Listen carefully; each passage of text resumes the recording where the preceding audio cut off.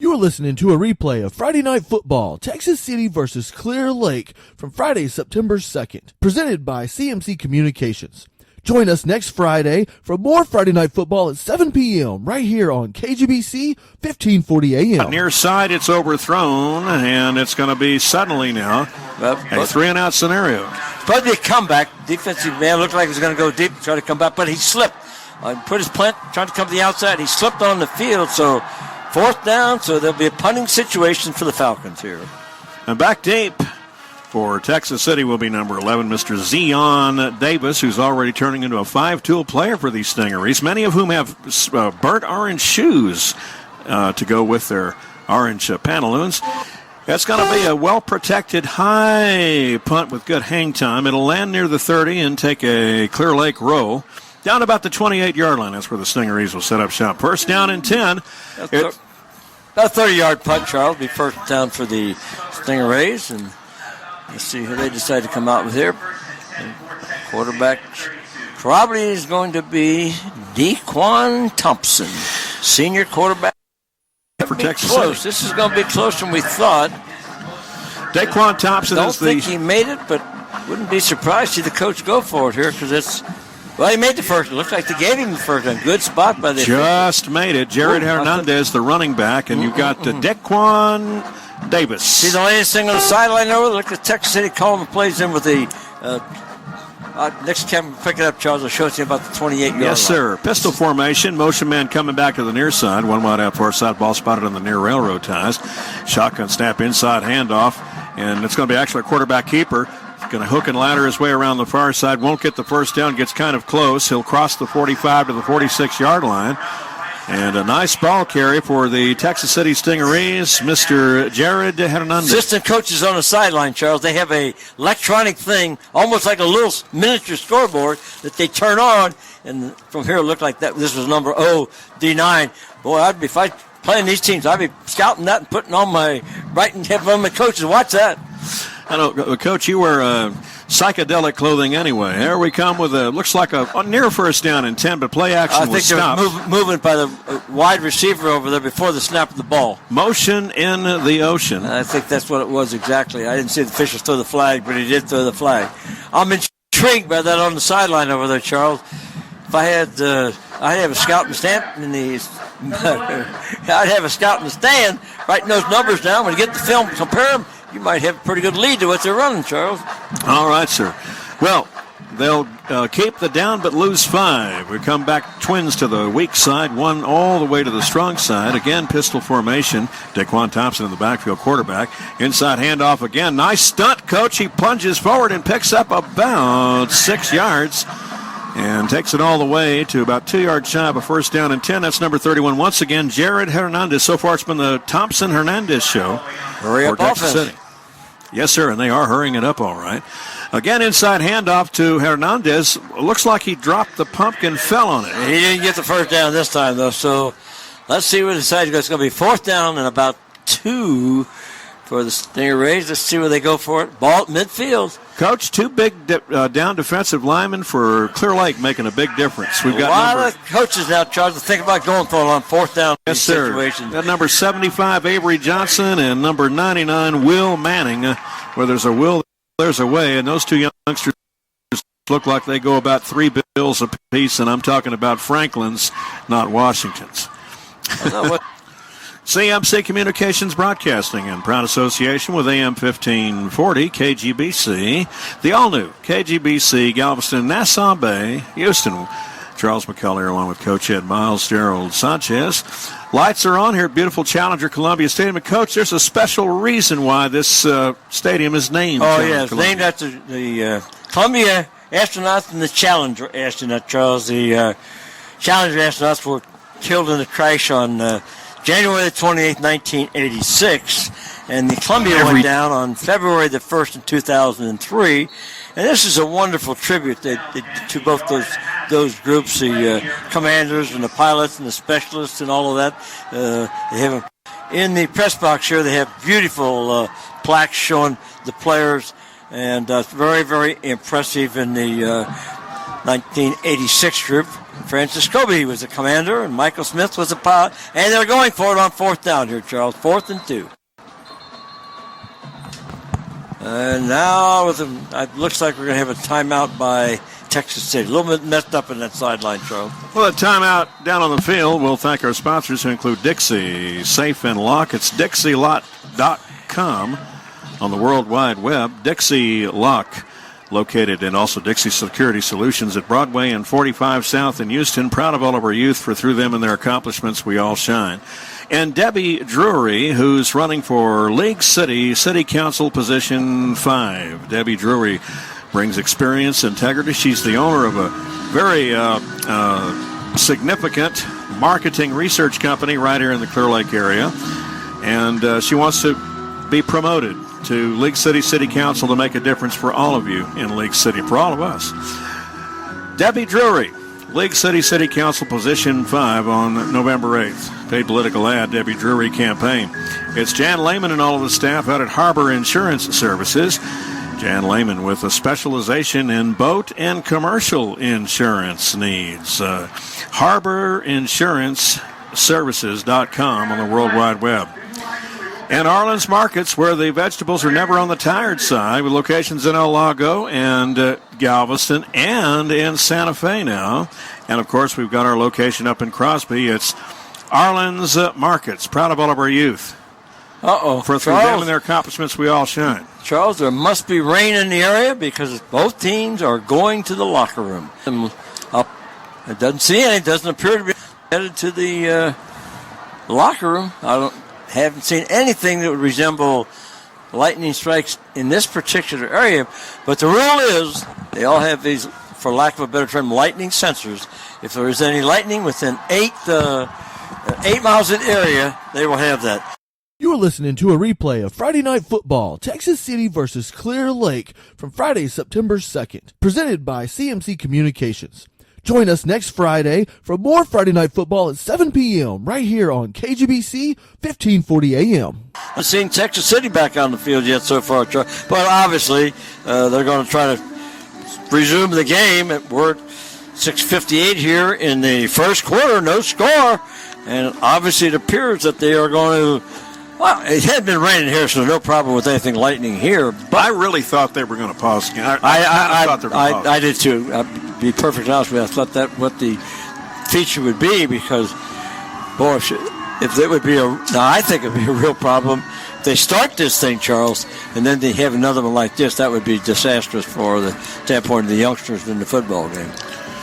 Well, I know that for them to, Dr. Smith, a quality superintendent like himself, and Coach Debbie Fox, and a quality athletic director like Coach Fox is, for them to decide to resume this game, there had to be zero lightning. As we were saying, obviously the administrators are going to make the decisions that's best for the players and the kids. No question that they'd make decisions that way in this kind of situation. Now, I know, Coach, you said that you talked to one of your friends out in Sugar Land, or y'all go to the Viking Den out there quite a bit. Isn't that what it is? The Viking Den, that's been closed down for a long, long time. Who shut it down? The state of Texas? Well, a whole lot of things involved in that. Some cutting into their parking space, et cetera, the owner getting a little bit I didn't older. want too many details on there. The buses are coming. Where are these buses coming from? Coming back or are they leaving? Well, all these buses are pulling the parking lot over there. I didn't see the buses pull away. But I know that your friends were saying it was a lot of thunder and lightning over in Sugar Land, but he said in Missouri City, which is closer here.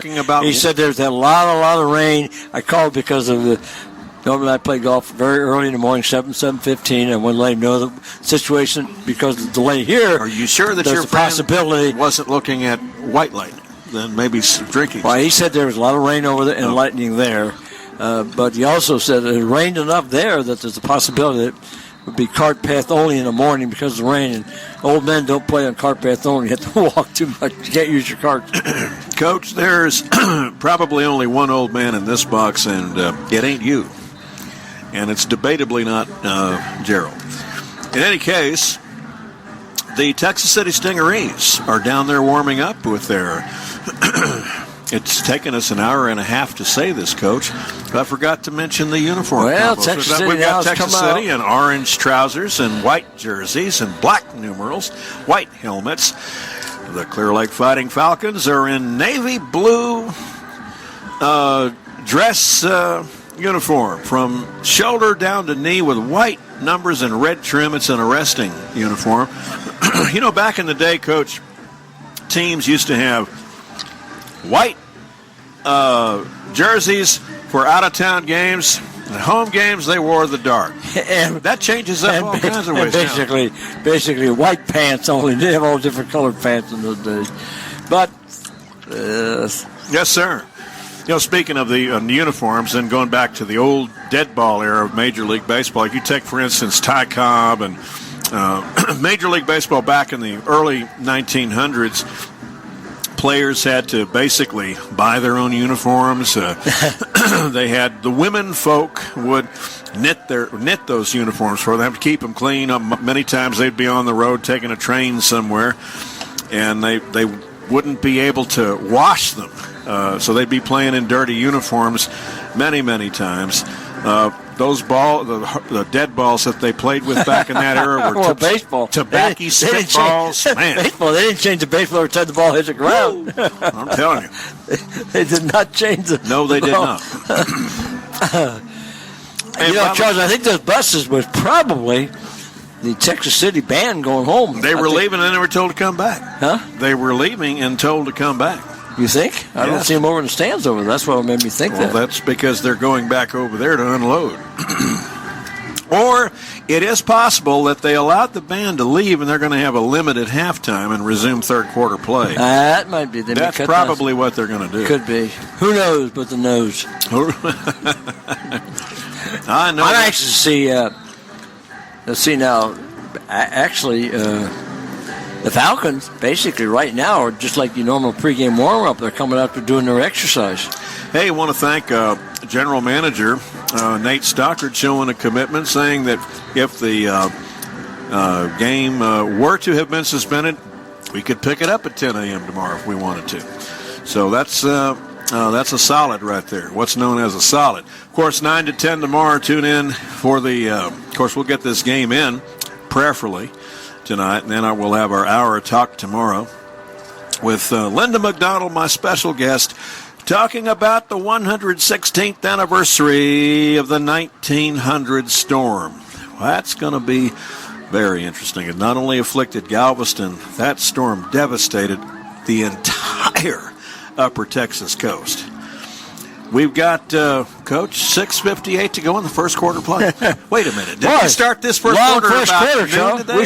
This is a long first quarter. 7 o'clock, and we're still in the first quarter? How long are you giving them to warm up, Debbie? They're quick, about 8 to 10 minutes, and that's it. We're going to have a 10-minute halftime. We're playing football. And the bands have gone. They have left the building. Okay, the bands did leave the building. I told you, see. Yep. So we don't have any. Thank you, Coach Debbie. I know you will. Please, Coach, we need your help. A shortened halftime, 10-minute halftime. Yes, ma'am, absolutely. That's unusual. Well, the pros are only 12-minute or 15-minute halftime break. Used to be 12 minutes, maybe it's 15. But, and they had the dancers back in the day at the halftime show. And we had a Derek Dahl visit you at Pearland last year, remember? Miss Elizabeth Garcia Locke. Well, they're getting ready to play. Dahl. Charles, they're not giving very much time to warm up. They're coming over the sidelines now like they're getting ready to go out to play. I don't think they gave them a very long time to warm up. I hope that nobody get injured because I saw some stretching and some things. I thought they'd give them 10 or on. 15 minutes, but they haven't been out there that long. But Coach, they could have been in the locker room kind of stretching a little bit and getting. I hope so. I hope we don't have any injuries. So too, yeah. I always worry about injuries. That's a part of the game. But you don't like to have something happen that would help injury. Well, who it's going to be 4th down and 2, I think, huh? Coach, we've had a lot of firsts this week. First time back on the newly renovated and new and improved KGBC. First time we've ever been at this facility. It's the second weekend, but let's call it still a first. We're here, start of the season, second game in. First time we've had a lightning strike last week. Twice in a row. And it's been, now they had to go 2 times in a row. And it's the longest lightning strike probably in recorded history, as far as I know. Certainly in my history. I've been doing this either too long or not long enough. Most likely the latter.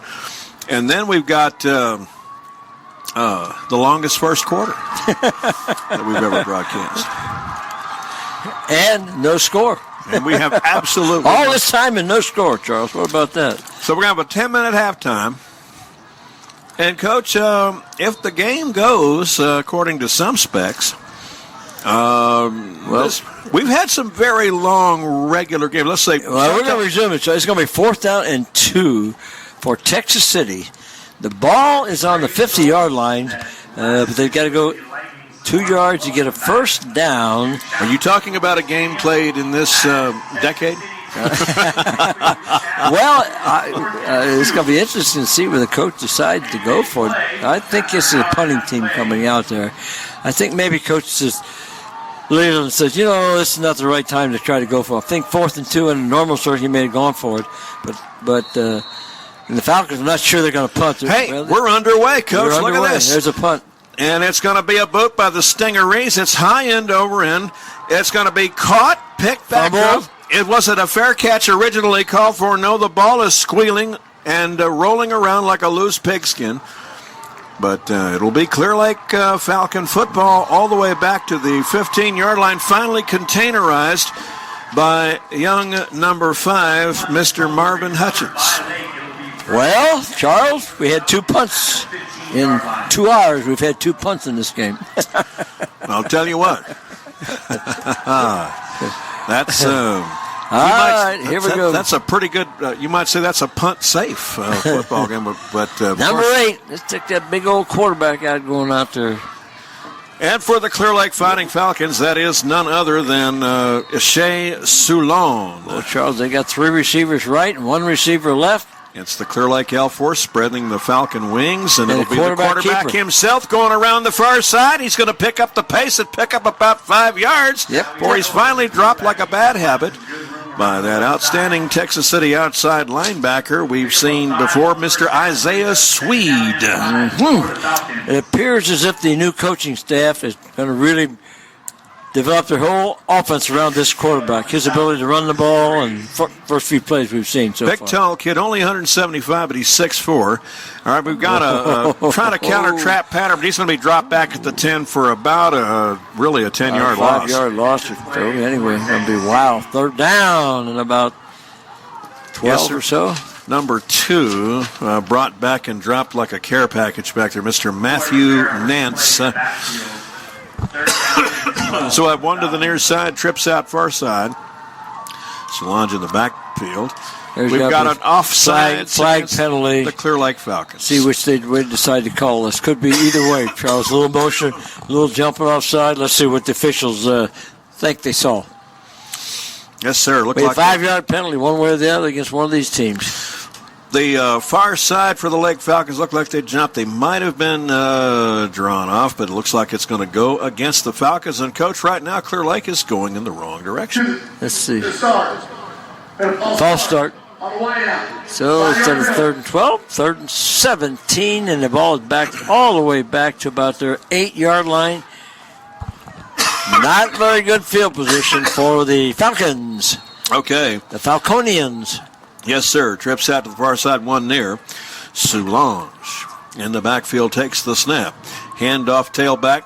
Nope, Solange has kept the ball again. He's a Harry Houdini with that handwork. Incomplete pass. He's finally going to toss like it was dropped. Pretty good pass, but it was dropped. So a punting situation for He was looking kind of desperate back there, Coach, as you could understand. He finally, right at the point of no return, fired a rifle shot to Brendan Holmes, but again incomplete. So now, quicker than you can say. Max Finch, I think, back to their kicker. Quicker than you can say, KGBC, Galveston, Nassau Bay. Houston, they got to boot it away, and standing at the 50. Kicking from his own end zone, Charles. In your own end zone. Texas City Stingarees is going to be number 11, and that's going to be Zion Davis. He'll let it land in front of him, and it'll land near the 40, and Texas City will be in Clear Lake territory when they have their next position. Great field position. They're going to start off with the first down. 5:22 in the long first quarter. I want to thank one of our sponsors tonight. I want to thank Buddy, Mr. Buddy Fabian of Buddy's handgun certified training, especially for young ladies, to learn how to use a firearm and receive proper training and certification. Phone 832-329-9439. Today's Buddy's birthday, so he's giving a 50% discount to veterans this next week. If you contact him, please do. All right, coming to the near side, that's going to be Daquan Thompson. He's going to go to the sideline, but he won't get to the line of scrimmage, Coach. He fumbled, he picked it back up, and got back to the line of scrimmage. And that's going to be number 9, bringing him down, Ethan Bailey. Now, that's a name we remember last year from the Clear Lake. He's one of the captains, linebacker yes, captain. Sir. The clock's rolling, Coach. 4:56 to go in the first quarter. I have a feeling we're all hoping the clock runs, Charles. Woo! Past my bedtime. I know that's right.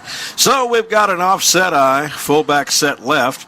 It'll be a plunge forward for the QB, though. That's Daquan Thompson. He's got 4.5 40-yard dash speed, but he's going to be stopped at the line. And, Coach, so far, neither offense can accomplish nada. Zip. Charles, I'm looking at a baseball picture here. Sanchez and Sanchez. Sanchez and Sanchez, Charles. Well, I'll tell you what. That's one of my favorite folks, Mr. Samuel Sanchez. Él es un amigo mío. All right, twins out far side, one to the near side, and a big Houston Astros fan, the biggest, Sam Sanchez.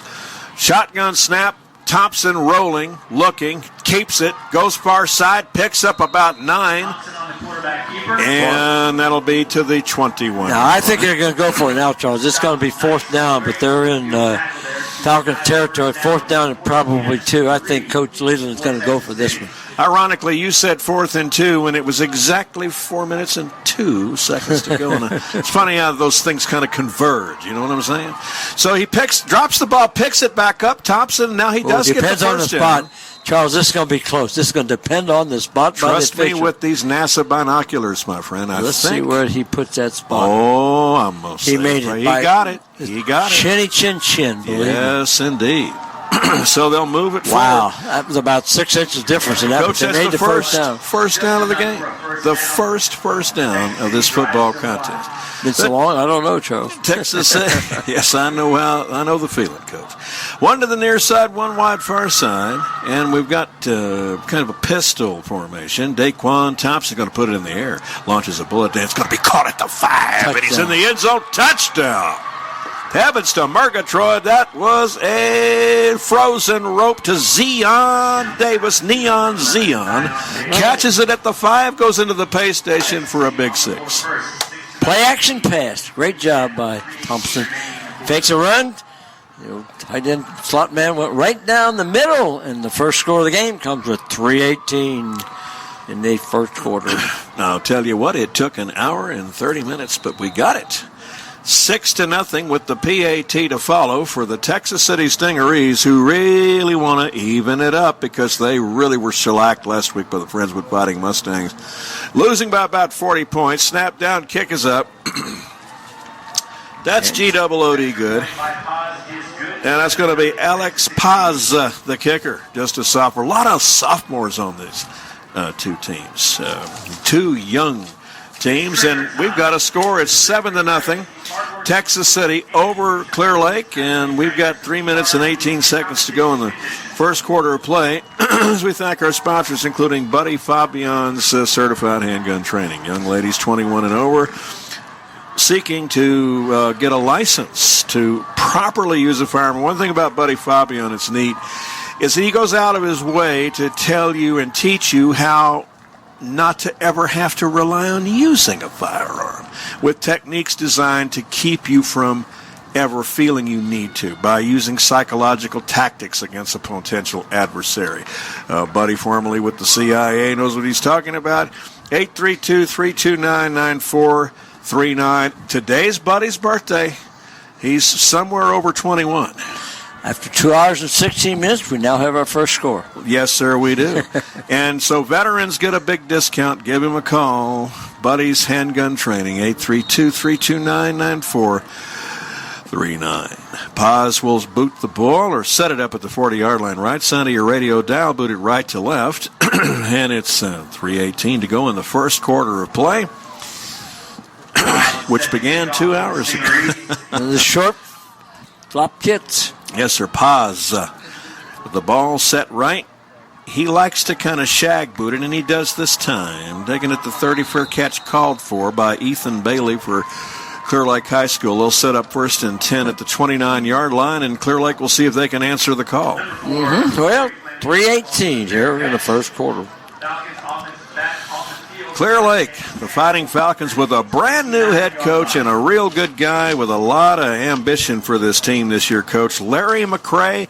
Now, some pundits and convention Turn them completely around in one year. Coach Larry McCray's Falcons picked in the preseason to be the last place team in 24-6A, but that doesn't mean anything.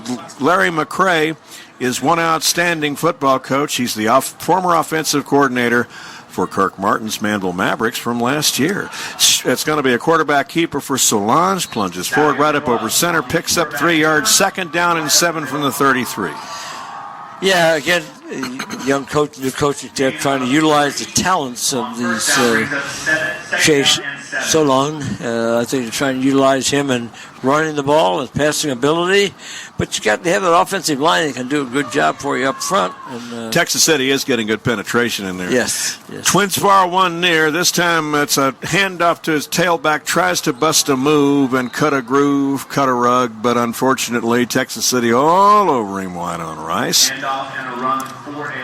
And 29. They go with 28 or 29, Coach. Both good youngsters. 29 that time, Cody Turner. It could be Marcel Jones. Well, Texas got a pretty strong defensive line. Anthony Salazar, and Andre Smith, and Isaiah Sweet. They're pretty good football players. Pretty hard to run against that group. That Sweet has been awesome on every play. Drop pass, incomplete. Swing pass near side going to Marcel Jones. It's a little bit ahead of him and incomplete. So therefore, it'll be a 3 and out. For the, so Zion Davis will back up deep with a twin out near the 40-yard line, right side of your radio dial for the Texas City Stingarees. Zion Davis scored a touchdown with 3 minutes and 10 seconds to go. That was about a minute ago in clock time, as he caught a pass at the 4-yard line. It was a 30-yard blistering pass and took it into the end zone for a touchdown. PAT was good by Powell. 7-0 Stings. Now the Stingarees have the ball all over again. Coming to them, courtesy of Clear Lake on a 3-and-out punt.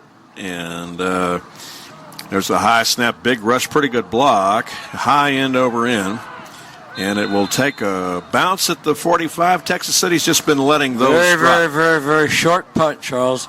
I almost didn't get back to the line of scrimmage. That punt would be about a 4-yard punt when it's all said and done. Texas City taking over 38-yard line, 1st and 10 going in. Got a halftime score, straight Jesuit 20, St. Thomas 3. But great field position. Texas City just having scored, and now good defensive play. They're starting off on the 38-yard line. Boy, this is, I think, a huge defensive series for the Falcons. They can't allow Texas get a couple touchdowns to hit them this early in the ball game.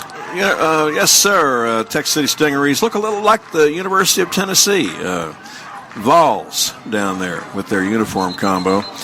So shotgun snap, but I think we might have a little motion in the ocean. Yellow flag over there. Yes, sir.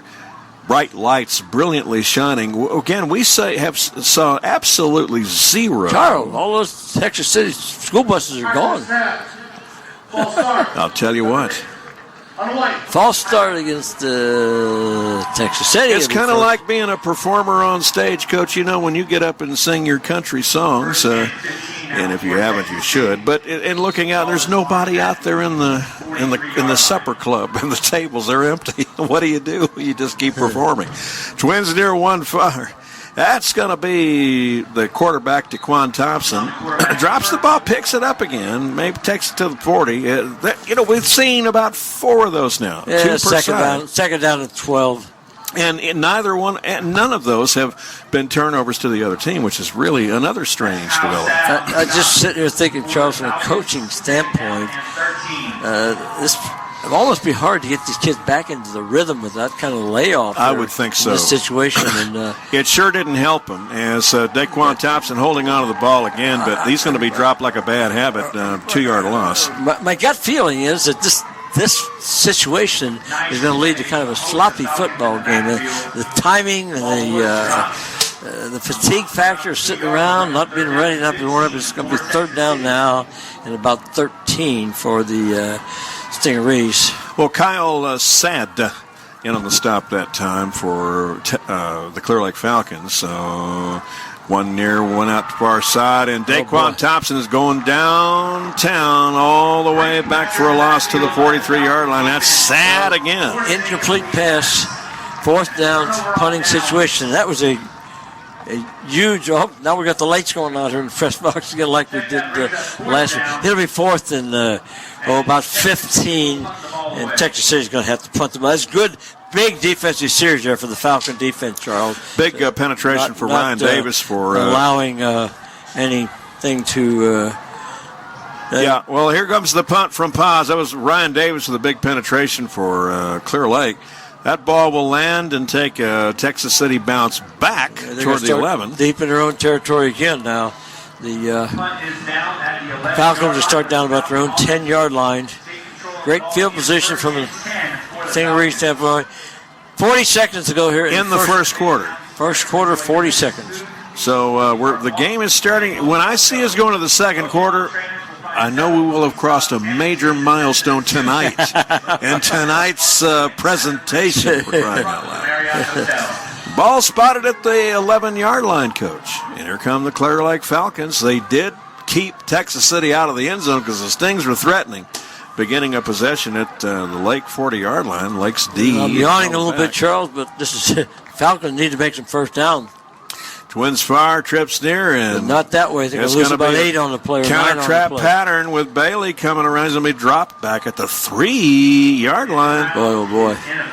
Stingaree's defense is just dominating right now, Charles. Yeah, number 15 really showing his penetrability. Taking a word out of your dictionary, Coach. That's going to be Zach Henry getting back there to make the drop and the stop. Trips far side, one near. Soulange with the 5-yard drop back and a flag to go with it, and they're going to bring it all back. Incomplete pass, but let's see what the flag is. Probably if it's against the Falcons, they'll turn it down. They'll take the play. Well, all that exercise for nothing as Corey Flanagan, offside number 4. Offside against Texas City. Well, that will move it forward 5. They'll repeat the down, but they're going to get 5 yards on it. So it'll be second down, probably close to the original line of scrimmage. Had Flanagan for Lake actually made that catch, which he was close to doing, they might pretty have sloppy after this long. Might have just gone on ahead and denied the penalty. Yeah. But any old who, we've got 2.9 seconds to go in the first quarter of play. Yeah, this will be the last snap of the first quarter. Trips far, one near. Soulange in the backfield at his own 5. Coming near side, options it out. Nope, holds on to it, and maybe picks up 2 hard. End of the first quarter. Well, long way to go change the field. All the way down the other side of the field. Coach, it's like one of Gerald's favorite bands, AC/DC, always says it's a long way to the top if you want to rock and roll. We've got 3 more quarters to go in this game. As we take this opportunity to thank C-Bar Contractors. Phone 409-925-5757. C-Bar Contractors. Chad, they call him Chili Beans, Childress. And Miss Cassie and all of the staff out at 5757 Ganado Road. We build petrochemical plants. And also the shopping center, strip malls, and more. It's C-Bar Contractors. Charles McCullough and all of our staff want to very much thank Jeannie Jennings Properties in Texas City. Phone 409-948-2330. It's Gus's famous steakhouse. Mike Tucker is the owner in Texas City with Black Angus certified steaks. Gus's fabulous steakhouse. And oh man, bread is home baked every single day. We've got Mexican cornbread. We've got butter. And we get in there every single morning, Coach, and make it fresh. Mike Tucker's up there, bakes his own bread. We don't get all that stuff from these providers that come in. We get it all done by scratch right there at Gus's Steakhouse. Trips near, one went out for us. We flip the script, come back right to left with the Clear Lake Falcons. Soulange, 5-yard drop back looking, airs out a long pass near side. It's almost intercepted in the backfield by Neon Zeon Fourth Davis. down, punting situations. And Punt for the... after the ball was booted up, Chris Mason made a dive for it over the sideline to try to actually spear the grab. But in all the hurly-burly, it's a 3-and-out. The Stingrays are going to get good field position again, Charles. They're probably going to start in the Falcons' territory. I don't think the Falcon defense can take this much pressure, giving them that. Coach, Freddie Carlton, back in the old days in the 40s and 50s for Texas City, he'd love you saying the Stingrays. The Stingrays. Boy. Of course, nowadays they call them the Stingarees. Stingarees. Back in old short punt, 1940s. And the Stingarees are taking over on the 40-yard line. I know that's right. Now that these days they just call them the Stings. All this field position is awfully good for the Texas City always gets good field position. Yep, they're going to start starting 41-yard line of the Falcons. First and 10. Well, both teams are 0-1 coming into this game, and I think they're going to score in this possession, Charles. My prediction. Your prediction. Well, Coach, you are basically a prophet. The coach's crystal ball, the Ed Biles crystal ball. So it's going to be Texas City. And, not if they run like that, though. Great penetration. If Clear Lake's defense stunts in like that. Wow, yeah. Number 22 on the carry, but 31 on the stop for the Clear Lake Fighting Falcons. Getting in there is for Clear Lake is Samuel Johnson, and Texas City's number 22 on the ball carrier. Good-looking little kid down there, though, Jonathan McDaniel. Davis Ryan, the sophomore defensive lineman, pretty good play there, too. All right, 2nd and 12. It's almost like somebody's baking cornbread back up in there. What's wrong with me in this beautiful facility? Inside handoff, McDaniel, watch out, down to the 20 to the 18-yard line, Coach, or 30 to the 28, excuse me. And he almost had nothing but a seam to stitch up all the way. Yes, sir. As 10:45 to go in the first down. Down, as Red Cashin used to say, the old A&M guy. Yes, sir. Inside handoff. That's going to be McDaniel again. But you've got to love the way the Clear Lake Falcons aren't giving up any fight. Number 26 getting in there along with number 44, Principal on the stop for the junior Brian Holloway, junior linebacker. Ryan Davis getting on the stop. 2nd down. Now, from a straight now coming back into the shotgun will be Daquan Thompson. Takes the snap, inside handoff, and again he busts loose. Coach picks up about 5 run. Down to the 20. Excellent running. He was stopped twice and broke the tackles and continued to get close to the first down. This time it's Hernandez on the carry, the original running back for the Texas City Stingarees in the early goings of the first quarter play 2 hours ago. 4th down territory. They can run for it twice here, Charles. Left a stack of trips to the near side, one far side, slot right. Motion man going back far side. It's going to be Daquan Thompson, and inside handoff, Coach, down to the 10, down to the 9-yard line, and a pretty good ball carry indeed as he's disappeared under dark blue jerseys and just made his off the way. field. What's that number, Charles? See if you can catch it. That was like a lateral, forward lateral. Quarterback ran just through. Called a pass because there's lateral in the backfield, but will be called a pass. Big number 38 for Texas, 35, Micah Brow. Coach, it was like a refrigerator Perry instance. Outside linebacker. 300-pound kid. Plowed the road. Why is the clock stopped? Oh, was a penalty, a late penalty we didn't see? Hold on, they're bringing it back. Illegal motion. Yeah, it's big play backfield in called motion. Back. Wow. I think the Micah Brow, the young man, was in motion. They're bringing it back. I don't know that they'll run the same play again. It's kind of ironic. We had a lightning delay, no game to call. The light was perfect. It was on, shining bright in the press box. We resume play action, then it starts going off. Went from third and 2 to something first down, going back on to third down about 8. in this press box. All right, we got a quarterback keeper for Daquan Thompson, And Coach. he either made the first down. He got the first down and 10. No, it's going to be close. He may go for it on fourth down, though, Charles. This could be close. I can't see. They haven't spotted it yet. It's going to be fourth down about a yard, but they're going to go for it in this situation. Great job for 26, Brian Holloway, who hauled him down. Attaway Holloway. 4th and 2. All right, twins out to the near side. Slot to the left inside. Handoff. Great He's going to be defensive play. dropped in the backfield, Coach, and a great stunt by Holloway. Just talked about him. 26 comes in and brings down number 31. Wow. Who could not get out of the pocket for Texas City. And that, needless to add, is Jared Hernandez. So, 4th down, stop. you got to credit Lake's defense all the way with that. Great. 2 great series now where Texas City had the ball in their territory and the defense held them. It's going to be 4th down, a punting situation. Yes, sir. 8:39. I figured out what that smell, the scent is. They're making popcorn back there. Popcorn. See, morbidly obese people You're are always right. thinking about food. That's why my mind is thinking ahead. I'm thinking back to the kitchen somewhere back there. To be honest with you, I'm only thinking about that clock running, Charles. I know that's right. Cannot let fix the line. Oh, Lord have mercy. So anyway, Falcons ball. Soulange gets the snap, handoff, tailback, but he's going to be Nowhere. dragged down like he's at the Houston Livestock Show and Rodeo.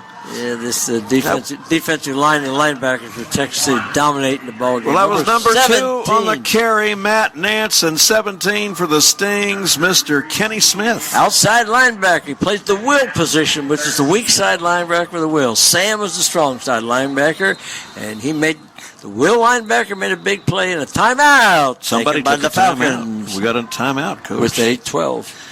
2 remaining, so we want to thank our sponsors, without whom we couldn't be on the air. And needless to add, they include our dear friends at Randy's Marine in San Leon. I'll want to tell you something. We've got those Blazer Bay boats at Randy's Marine. Blazer Bay boats. Nobody else sells them from Lafayette all the way down to Corpus Christi, friends.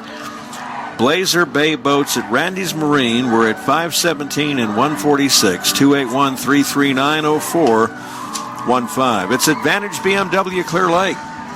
Advantage BMW Clear Lake, voted in 2013 the number 1 BMW dealership in North America. That's pretty good stuff. There's hundreds of them.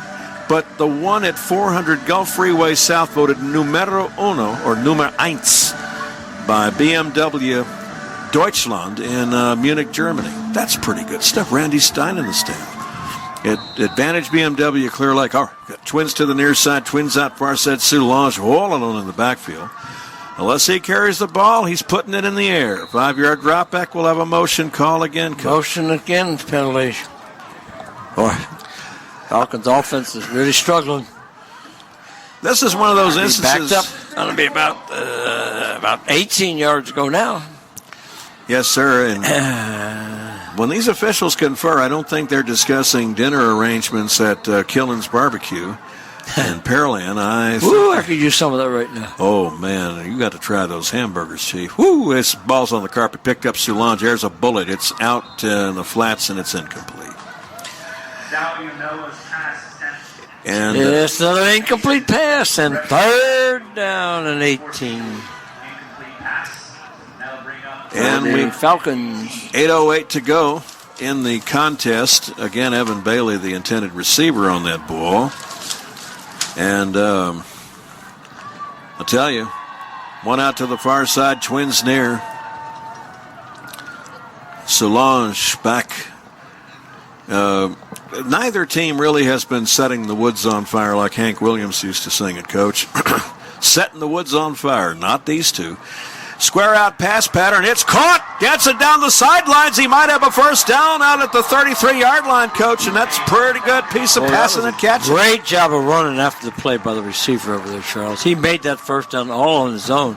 Well, third down and 18.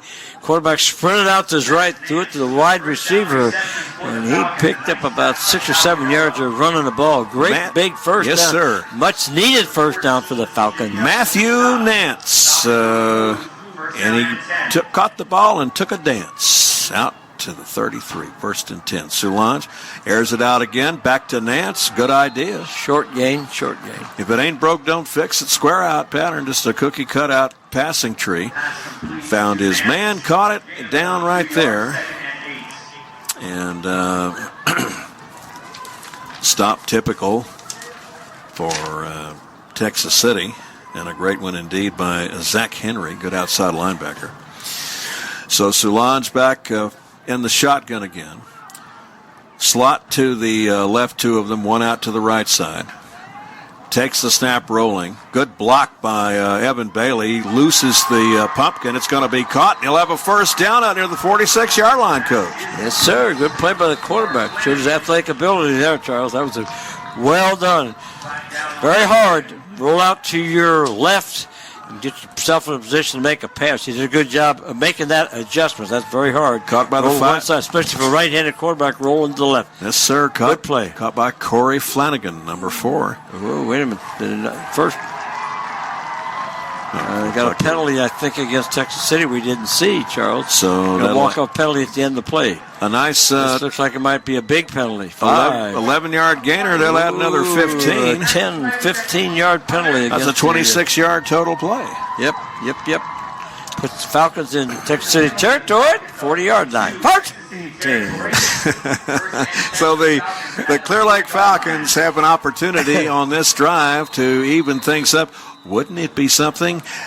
Timeout taken. Would it be something if we coach the Texas City team went into overtime? Huh? Wouldn't that be something if we went into overtime? Oh, I can't wait for overtime. They'll end this one in a tie if that is. I predict. What an optimistic thought. I predict. And we thank our sponsors who always take us into overtime. They'll be with us all the way. Who's benefiting by this game, Charles? Our sponsors. Yes, sir, absolutely. And you will benefit by calling Mackey Mechanical Services in Dickinson. Diane and Michael Mackey. Let me tell you something. It's still red hot. I mean, the dog days. It's a dog, y'all. It's a dog days of summer. And I'm going to tell you something. We've got Indian summer all the way till the 23rd of this month with the official beginning of fall. But it's still red hot.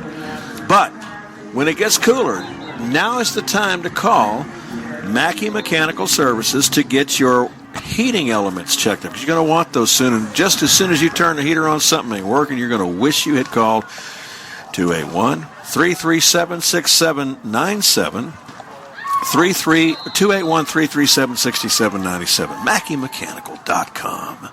Twins far side, Twins near Shulan, airs it out, caught near his side, and he was hit like a runaway freight train. Held on to the ball. Number 7, was that? And quick pass. Quarterback just took the ball, threw it out there. First down. Not quite. Picked up about 6. That's number 6 on the carry, Coach, for the Clear Lake Fighting Falcons, Mr. T.J. Bradford. And that was number 15 on the snap for Texas City, Zach Henry. 5-yard drop back, launching it again. It is just overthrown near the 10-yard line. Soulard is getting more and more confident, Coach, going to the air, and he just avoided or just escaped the possibility of hooking up one more time with number 2, Matt Nance. Lake is acting like they are confident. Third down and about 4. And feel like they can score on this drive. And you know something? They kind of really need to. Texas City leads by 7-0. But I don't think you want to give these Stings the ball back. They look like they're eager to score again, too. And if Texas City jumps up by 2 scores over Clear Lake, it could be a little problematical as we move along. Twins far, Twins near. Lake needs to score on this drive. Soulange looking. Good blocking, but he's getting into heavy trouble. Breaking out of the pocket And finally left to hold on to the ball. He gets the first down. How about that? Good play by the quarterback. He went forward, picked up the first down. Huge play by the player. Very, very, very good job by Soulon. Soulon's right. Number 32 finally tracked him down, showing that big men can actually move too when they have to. Anthony Salazar. But Soulon took that big 6'5" frame, Coach. He looked like an antelope with those long legs running. And offside against the Falcons. Charles. Yes, sir. Line move, trying to just hurry up offense. The line moved. Center forgot to snap the football. Bring it back 5, 1st and 15. They'll retain the down. That's the only pretty piece much like of I'm saying. A lot of sloppy play when you have this type of delay during the course of a football game from the youngster standpoint. Yes, sir. So at 9:42 in the evening, and KGBC, Galveston, Nassau Bay, Houston. CMC Communications presentation. Twins far, twins near. Soulon, shotgun snap looking. Airs it out on the fly far side. Is it picked off? And yes, the Stingrays intercept the bull. Oh, my goodness. Well, he had Matthew Nance all the way down deep. That was a good man to try to go to, but the Texas City Stingarees will intercept the ball at the 3-yard line. And it's going to be number 45 who does the honors.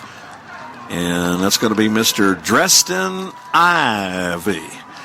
Well, some of the things you make a mistake as a rookie quarterback, so to speak, or as a sophomore quarterback. He's looking at the guy he's trying to throw the ball to all the time, Charles.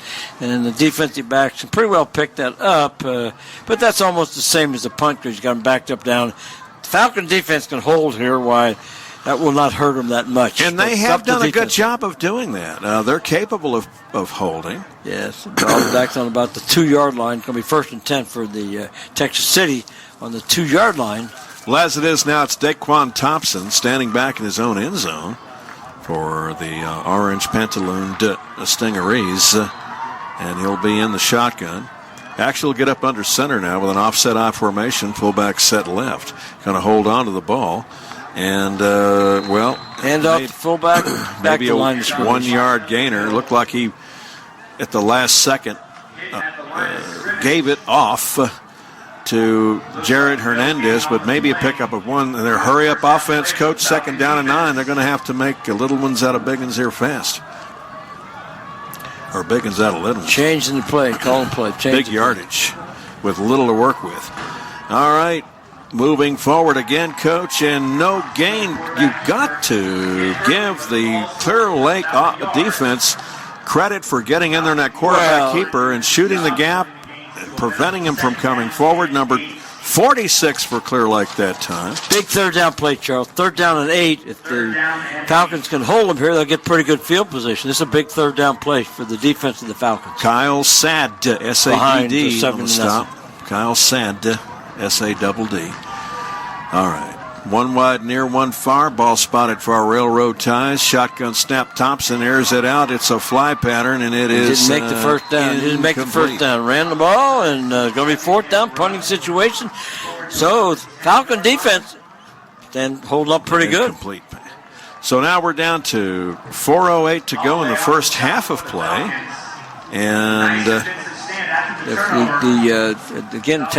Falcons should get good position. When you think of it this way, Coach, holding Texas City to a couple of ineffective rushes and passes that did not work, you've got a situation now where the Clear Lake defense can take pride in the fact that long pass intercepted was almost like a punt and back Texas City all the way down to where they are. They'll get good field position here as they'll be in Texas City Stingaree territory. The ball is way down inside the 40-yard line, probably about the 35, 36-yard line. Ball took a great bounce for the Falcons. Ball hit and came back towards where the punter. So they're going to be about the 36-yard line. As you alluded before, that interception was just like a punt for them, and the defense held. And then you subtract about 30 yards back the other way. But the key was the fact the defense held for them and forced them to punt right away. Yes, sir. My advice to Soulon, or I respectfully suggest, Coach, to see if you would agree if this would be a positive thing for Soulon to consider, or for that matter, Coach McCray. run the ball a little more and don't throw every snap, which is what he was doing originally. That set him up for an interception. He's going to go again. It's going to be caught at the 30, down 25-yard line, a first down and 10. Hey, don't take that play back, and a nice catch by Matthew Nance. Matthew Nance, senior wide receiver, one of the captains. Yeah, that slot man, he just was wide open, went down, settled down, picked up the first down. The same thing. They turned the play around. It could be the same. Timeout forced to be taken by the Falcons. The substitution got messed up. All right. Had some momentum going and had to be stopped because of a player making a mistake. We've got 3:14 to go in the first half of play. We're almost halfway through this game, Coach. Anyway, it started back at 7 o'clock with a lightning delay of about an hour and a half in length. But we love it, and God bless each and every one of you. And by the way, we hope each and every one of you are safe tonight. Have a safe Labor Day weekend. Hard to believe it's already Labor Day. Labor Day. Wow. My goodness. The Labor Day weekend. By. I want to thank Evans Grass Farm over in Santa Fe. I'm going to tell you what, Byron Evans has been out there for he's 94 years young. Gets out there and gets on his horse and rides the sorghum patches out in Santa Fe and Arcola to make sure that the feed's growing. Then we make our own horse feeds. My idol, 94, my idol. Yes, sir. Yes, sir. Make our own feeds and horse medicines out here.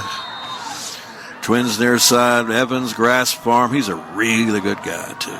Shotgun snap for Solange, 5-yard drop back, swing pass caught for us. That was a nice one down to the 20. Oh, good tackle. And a pickup of about 6 yards. Now, that's how those little bootleg patterns, Coach, will work for Clear Lake every time. And you're right, Coach. Great stop far side. Great open field tackle, Charles. That's hard to do. Yes, by Isaiah Swede. So Twins near, one wide out far side, 2nd and 5 for the Clear Lake Falcons. Shotgun snap, Solange, swing pass out their side, but he's going to be dropped. Yep. Tried to run the ball before he caught it. Took his eyes off the ball, wanted to run it, wanted to pick up yard, wanted to see where the defensive players were. But you got to catch the football first before you can run. Chris Mason, intended receiver, and all over him, red beans on rice, was Micah Bro, the big 300-pound defensive back's best friend, yep. Charles. Drop pass. Drop pass. That was the youngster that tried to do a refrigerator parry for our side a moment or 3 ago. All right. Inside handoff coming back the other side down to the 15-yard line, Coach, but not quite a first down. Gonna be close. Depending on the spot, Charles. See where he puts it. Now you got a coaching situation. 2 minutes and 27 seconds to go in the first half of play. Charles, this is 4th down, and you got about half a yard to go for the first down. I know. Get up there and take that snap and run a quarterback sneak. But Twins out far side, Twins to the near side. Solange in the backfield, shotgun snap looking, swing pass caught in the backfield, batted down. Oh, he's got it. He gets picked back up, and he gets down to the 10, to the 5-yard line. Coach held on to the ball. Woo. That's what I'm talking about. What a great play by that receiver. Number 29, Cody Turner. Charles, he was tackled 3 times before he made that first down. He broke tackle after tackle.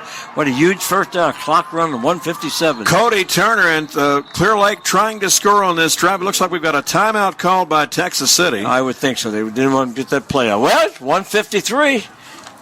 Falcons got a chance to tie it up for halftime, Charles. And we thank DeMontron, Texas City. It's definitely DeMontron Gulf Freeway. It's Sharon Jones, it's Melissa, and it's Brian Johnson telling you to come on down the Gulf Freeway. We're not far from wherever you are. Exit 15, Frontage Road. It's definitely DeMontron Gulf Freeway. We also thank McLean Trailers, MCCLAIN Trailers.com on the World Wide Web. McLean Trailers, proud of all of our youth, for through them and their accomplishments we all shine. And I'll tell you what, Coach Ed Biles, 1:53 to go in the first half of play. The Clear Lake Falcons are knocking on the door. Charles, if it all happens, give credit to number 29, Cody Turner. He turned a play that was stopped on 4th down. The youngster made people miss 3 tackles. Did a great job of running on play to pick up that first down for a foul. That was an outstanding play by the senior. Cody Turner turned it on. Cody Turner. So we've got Twins far side, one near the running formation. 1st and goal from the 7. 5-yard drop back. Solange pitches it out down to the 10, cut back inside. Gets only about to the 6-yard line, but, Coach, any gain is important when you're only 5 yards away. Yeah, almost like an old-fashioned option play. Got time, no problem with the clock right now. You got Fisher is slow spotting the ball for some. Oh, there's a late flag, I think. No. Yes, there is a late flag. I want to tell you, Texas City's got some beef on that line, Let's Coach. see what They've got some 300-pounders doing. What was this all about? They stopped the clock. Looked like there was a penalty, but maybe the officials picked it up. Well, ball's on about the 7-yard line, Charles. Looks like it's second down and goal to go, I guess. It's second down and goal from the 7. But should be. I think they should be spotted at the 7. But I think they're debating where they actually spot the ball. Well, something. And they're going to configure it second and goal from the 7. What are the officials doing here? AM 1540, KGBC Galveston, Nassau Bay, Houston, CMC Communications Broadcasting. Charles McCulley along with Coach Ed Biles. And we will have what amounts to a 10-minute halftime show coming up. What's the officials? 137. They're resetting the clock back to 137. Okay. Adding 4 seconds on the clock. Okay. Is that okay with you, Ken? If they want to add time, I'll guarantee you the Falcons like it. Yes, they do. Well, they had a lot. It says 14:10 on the clock now. Well, they sure don't think they gave them that much, Charles. They added a lot of time on They're their trying coach. to get the clock set. The clock is messed up now. Oh, man. They haven't got, like I said, they got 14:10. Obviously not anywhere near that. Come on. But while in the moments we have for them to reset the clock, we've got to say, what a spread they put on here. They're having trouble resetting the clock. We've seen a lot of good stuff at the rig and the GPISD, but, man, what they've got here, it's like a virtual restaurant. Now they got it right, 137. There we go, 137, thanks to Coach Debbie Fox. Second down. Twins near 1 wide out far side. Second and goal from the 7. Ball spotted far railroad ties. Motion man back near side. Will have offsides. Looks like against Texas City. Motion in the ocean, I think. I think that might be offsides against TC. Now, if they're moving it back, he was drawn off, but Charles, man. When I say motion in the ocean, don't motion at backfield in motion. Going to have to penalize you. Mel and Tim, 1967. That's like painting a Rembrandt, Charles. And then sticking a mud clot in it. That hurt a little bit. Oh, my glory. Those kind of penalties hurt when you got a good drive going. They really do. Yes, sir. We got $1.29 to go in the first half of play. Friends, we're in the second quarter. All right, Solange going in the wrong direction. Got to get it going here. He's going to put it into the end zone, and it is incomplete.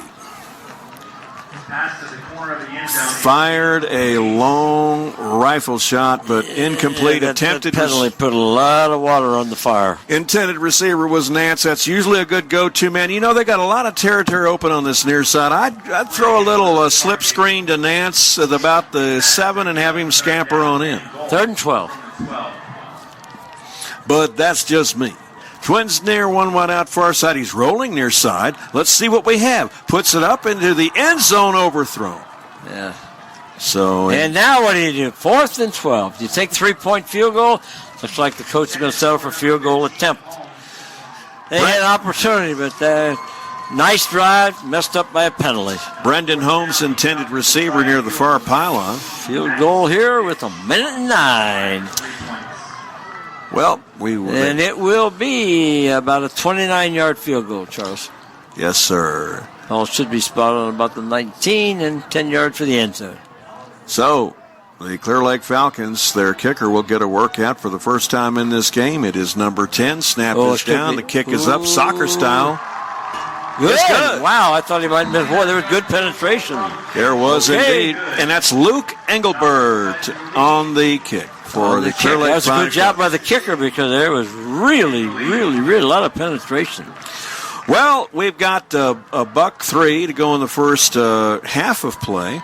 And we'll have a 10-minute halftime show. I want to thank our sponsors, who include Brian Brown, who's running for League City Council Position 3. Brian Brown, proud to salute all of our youth on a job most very well done. And let's go over the goal line on November the 8th and elect Brian Brown League City Council, position 3. What you got for us, Coach? Well, I thought the kick was made by Mac Finch. I thought, Charles. I think he's number 10 for the Clear Lake Falcons. And you think? Okay, whatever. Don't matter. Anyway, doesn't matter. buck 3 to go. We got 103 to go here with the 7-3 football game. Clear Lake gets off the Schneider. Do what, sir? Clear. They got off the Schneider. Clear Lake gets off the Schneider, Coach. Yes, they did. Yes, they did. And they will be kicking off. Now, if I remember, didn't they defer their choice to the second half on the toss? Oh, no, Texas City deferred the second half. Texas They will get City the ball to deferred start the second half. Yes, Texas sir. City. Absolutely. Texas City Just deferred. occasionally, I'm actually right. There's a high end over end. Good kick. It'll be taken at the 5, bring it up to the 10. 15, bounce outside 20, cutter rug to the 30. Watch out to the 40, cross the 50, down 40, 35, 30. He's going to the pay station, 10-5. Touchdown for the Texas City Stingrays. Heavens to Betsy, and that's number 15. I don't know if that's going to get called back or not. I'm hearing some whistles, but until then, and let's hope it's not for Texas City's purposes, Zachary Henry took it to the pay station. Don't see any flags on the field. I do not see any flags on the field. 90-yard scamper, Coach. Oh, it is. There is a penalty flag. We didn't. Man, I am telling you. Oh, boy. Tonight, on this night, nothing like that's going to happen unless there's a penalty. You know what I'm talking about? Oh, boy. Oh, what man. a great run. By one of their great defensive backs. Yeah. But hats off for, anyway, that benefits the Clear Lake Fighting Falcons in any case. Oh, boy. That was huge. Big. Yes, sir. They're going to start off about midfield, though, Charles. They got 49 seconds, and I think they've got 2 timeouts left. See when they can take advantage of it. Yes, sir. Oh, boy. Oh, man. Now, that's like painting a Rembrandt and putting a mud cloud in it right there. Double. Oh, my goodness gracious. That's horrible. And what was the call? Holding? Or some kind of a... Holding on somebody. Oh, my goodness. Oh, they're marking the penalty off. Oh. Now they're starting to mark the penalty. Ooh, it might have been more than holding. Ball's all the way back 35-yard line. Woo. Well, all right. How about wiping out a touchdown? Woo, a 90-yard touchdown run. Nice break for the Falcons, Charles. Well, Texas City's got the ball. They got 49 seconds to go, and it is a break for the Clear Lake Fighting Falcons. Shotgun snap. Daquan Thompson's going to air out a man all the way down to the 20, 15, 10, 5, and it's a touchdown. That's Zion Davis, I believe. Neon Zion. Wow. Catches it at the 20 and traipses right on in. Trips the light. Fantastic. Wow. Defensive back. Terrible play by a defensive back. They had that situation, you know they got to go deep. And defensive back went for a fake. Went right by him. And wow. How about making up for a penalty there? That's like scoring 2 touchdowns to be credited for 1. But that hurts. And they're going to get the ball to start the second half. Yes, sir. But Clear Lake's defense has really been outstanding in this game. That time, Daquan Thompson just threw the one perfect pass he's thrown so far in this very young season, almost blocked by Bailey coming in. But it's going to be GOOD good, and with 40 seconds to go in the first half of play, Texas City takes a... you know, you talk about one penalty the Falcons committed. 14-7. Hurt them, and they wasn't able to overcome it. Penalty against Texas City, they overcome the penalty. That's right, Coach. And that is a huge touchdown at this stage of the game. Texas City going in the locker room, lots of momentum. Falcons going in the locker room with their balloon kind of blown apart, Charles. They were hanging in here pretty good. 7-3. They had opportunity to score right there and didn't take advantage of it. But kickoff return that was called back, and then first play, long pass. That is very tough on the psyche of this young football team. On the psyche, Coach, okay. See, when you start bringing the psychological terms in, that's when I start getting intimidated. Well, the football players sometimes are psychos to degrees. Psycho. Okay, now that I can understand as we have the ball. Oh, man. That was a big play for the Texas City's 60-yard touchdown pass, following an 80-yard touchdown kickoff return. Wow. Well, the Clear Lake Falcons are capable, Coach. They've got an outstanding football team. They've got Matthew Nance and a twin back at the 15. See if they can scoot a boot after they get the pumpkin punted or kicked to them. They don't them. have time for 1 or 2 plays after, depending on the kickoff return. So we've got Mr. Paz. And they only got 1 timeout, I think. Paz, the Sting kicker, boots a mid-level boot. Fair catch call for 21-yard line. Now, Charles, see, I don't agree with what that youngster did there. Let the ball go out of bounds. Don't catch that ball. It goes out of bounds. And then then they get the ball all the way up on the 45-yard line. That's special teams coaching. I'm not criticizing the coach because all it's hard. But from a strategic standpoint, they do that type of kick, and the ball is coming, from right to left, so to speak. Let the ball go out of bounds because the rule is you're going to take a penalty or make a kick again, or you take the ball way upfield from him. You were down there and you tell him that's something that he would learn. And guess what, Coach? That's now you're getting the point of maybe pro Coach Ed Biles always says there's one thing you can't coach: experience. And that's an inexperienced play right there. All right. Twins out far side. Twins near Solange in the backfield. This kid is a gamer.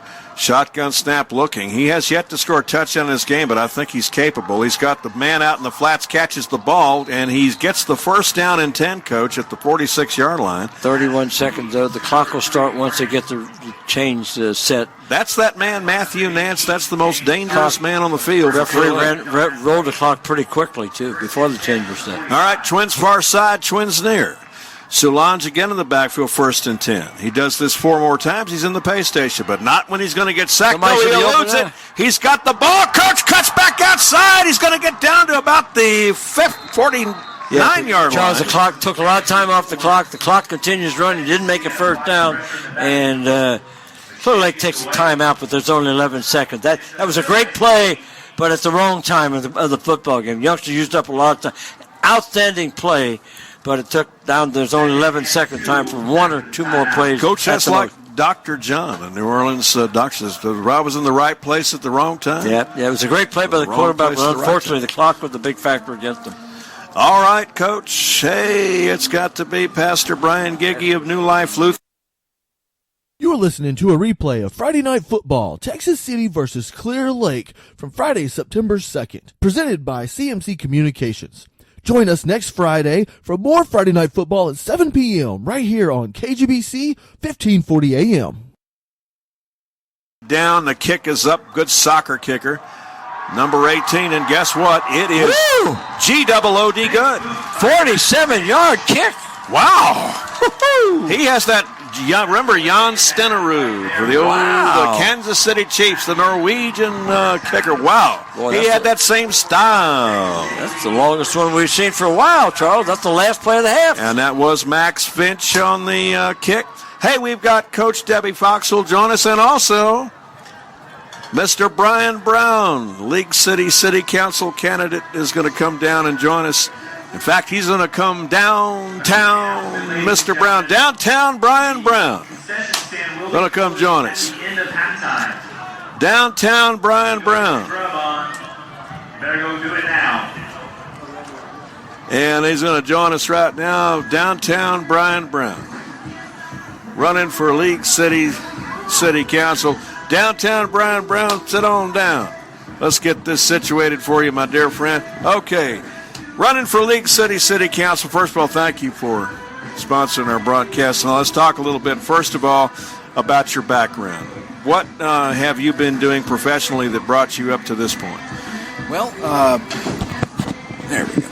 I was graduated from the State University of New York Maritime College over there in the Bronx back in 2006. And it's a maritime school. Basically, you're from the Bronx, New York? No, I'm from Long Island. Long Island? Long Island. Well, I didn't mean to swear at you.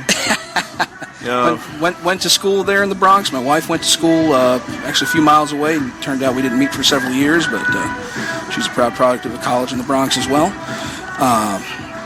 Anyways, I started working for a offshore tug and barge company down here, and bounced around to a couple other companies, and finally one of them actually offered me a job actually landside here a few years ago, and so I moved on down and brought my wife down, and we settled down in Clear Lake, And after about a year or so, we decided to move into League City.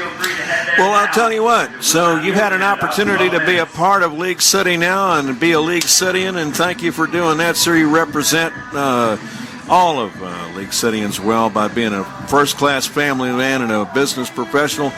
Well, Brian, let's talk a little bit about why you really want to go in downtown to the League City Council chambers. What's motivating you to take that step? Well, I've kind of seen that League City's coming to a crossroads. Depending on which way we go, we're either going to be incredibly prosperous or we're going to set ourselves down a path of debt. Coming from Long Island, where we've seen the downward spiral of spending, and not spending smartly, but spending on fluff. Tax rates go up needlessly, and now we're in a situation where I've got people I went to high school with. Some of them are still living with mom and dad in their basement, and that's the unfortunate reality. And we don't want that here in League City, especially because we don't have basements. Okay, so we're League City Council. Let's describe what is actually Position 3 and where does that differentiate from 1, 2, 4, and 5 as... Well, all the positions in League City are at large, meaning the entire city votes on them. It's not broken down into a district or a zone.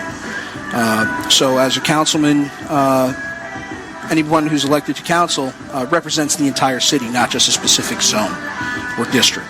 Does that have anything to do with how voting logistics break down for a precinct? No, it has absolutely nothing to do. Okay. Everyone in League City, including that little strip of League City that's in Harris County, everyone votes for all Do you candidates. have to come from a certain part of League City to run for Position 5? No, you don't have to come from anywhere. You can live anywhere in League City and run for any of the positions that are available. Okay, well, of course, we've got November 8th, Election Day. However, early voting is going to start up soon, too. Let's talk about that. Yeah, early voting, if I remember correctly, will start on October 24th. It'll run for about a week. And you'll have to go online and check the League City website to find where the early voting locations will be. They'll shut it down for a little while, and then they'll have the formal election. Plus, there's always the absentee ballots that you can get a hold of as well.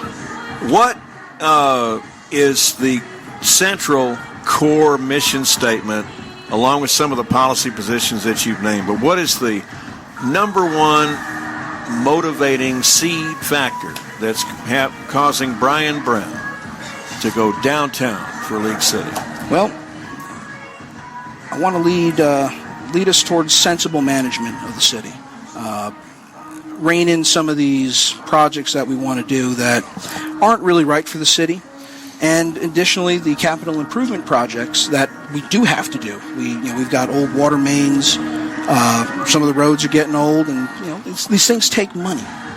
And the spending needs to be done responsibly, not just throwing money at a problem to fix it temporarily. We need to look at the long-term solutions so that way we don't have to revisit a problem in 10 or 15 years. We can revisit it in 25 to 30. Well, okay. So Brian Brown running for League City Council. How are you enjoying the race? It's really just getting started. It's been interesting. I've gotten to meet a couple of the other candidates from the other seats, and it seems to be a very good, interesting field. A lot of good people running. And so it's going to be it's going to be a good race. I can say that it's going to be a good race, and I'm hoping some good spirited debate. And will there be a public debate in League City at some point in time that you can announce for us to let us know when folks can converge and see all the candidates? My understanding is there will be a debate probably mid-October. I'm not sure on the exact date yet. They're still kind of finalizing. So I'm not going to say. I don't know exactly what day yet, but I believe one of the local media outlets will be sponsoring that. Okay. Hey, Brian Brown, let's go over the goal line on November the 8th and score the winning touchdown for League City with Brian Brown, Position 3, League City Council. Brian Brown wants to go downtown and make exciting things happen for League City. Anything else you'd like to add, sir, in our broadcast? Well, just a real quick hello to my wife and my folks. My folks were celebrating yesterday, celebrating their wedding anniversary. And my wife, who will be expecting our second child actually in October. So in the heat of everything, we're basically It'll be early voting on probably October 24th. Exactly. Debbie Fox. We'll be going to early vote, and then we're going to be headed to the hospital probably. Well, you've got quite an eventful fall, sir. I hope it all turns out your way, and especially with the young one coming. God bless that young lady or young gentleman. Thank you, Charles. Appreciate you having me here. And to the coach, thanks for letting me borrow your seat. All right, you got it, my friend. Hey, that's free of charge. God bless you, Brian. And we've got Coach Debbie Fox coming down. She's from Thrall, Texas. And she's going to come down and enthrall us and regale us with tales of this beautiful facility. And we just love having our favorite athletic director of all time come down and join us. Coach Debbie Fox, last week I had Coach Bill Dawes on. I didn't even know an hour had gone by. We had so much fun talking. He was telling us that, Debbie's going to come down and, you know what she's going to do, Charles? I said, no, what's that, Coach? She's going to enthrall you with that Thrall, Texas accent. Well, from Thrall, Texas. And I'm proud of it, too. I love my little town, and I loved having the opportunity to grow up in a small town. And where is Thrall, Texas exactly? It is 40 miles northeast of Austin. I know that. It's between Taylor and Thorndale. Does that help? Absolutely. No, it helps exactly. a lot. Yeah. Well, Coach, hey, this is interesting tonight. I was talking that Dr. Greg Smith, the superintendent, was in here. And Yes, sir. He even put away his wooden paddle and didn't have to use it on Coach Biles or Gerald. But I'll tell you what, we had an hour and a half delay. What are the considerations? When y'all met, can you tell us right before 9 o'clock exactly what was discussed and why? What decided the determination to go ahead and continue playing? Well, we felt like the system was moving, and we were going to have the opportunity to get on the field before 9 o'clock. And if that was going to occur, then we were going to finish this game tonight. If not, we were going to go ahead and postpone it and play it in the morning because the kids need to get a game in. But I think we made the best decision, and they're out there playing hard, and we still won't get home too dreadfully late tonight. You know what? Coach Biles and I were talking where we've actually had regular season football broadcasts that start, say, at 7:30, and then sometimes go super late, may finish way after 11. In the long and the short of things, this game may end at a debatably normal acceptable time. Exactly. You're right. Well, due to the fact that we did send our bands in our drill teams home, but it's just been a crazy weather year for us, even though it's so early in the season. But hopefully tomorrow we can start at 6 and go through the entire process without any delays. But we're excited watching Falcon football tonight. I think Coach McRae has really developed a new culture over there with these guys, and I look for great things to happen for Clear Lake football. I saw Coach McRae. We had gone over to broadcast a Clear Springs girls playoff basketball game. This was back in late February of this year.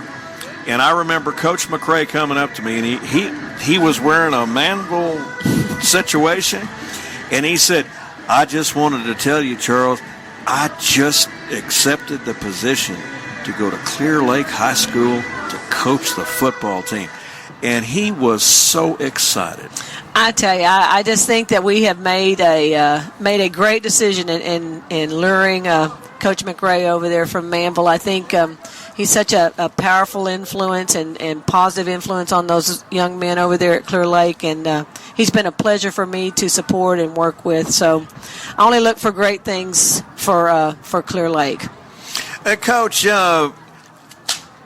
what is the number? I've asked Coach Dawson before, and you're an outstanding athletic director. Man, I'm telling you, the best. Coach Fox, when you are evaluating all of the candidates that come in to become a coach in a smaller school or one of the high schools, aside from their experience and their ability, are you looking for certain qualities that you feel you can kind of key in on that make you feel like this is the man or woman that we can think of for this job?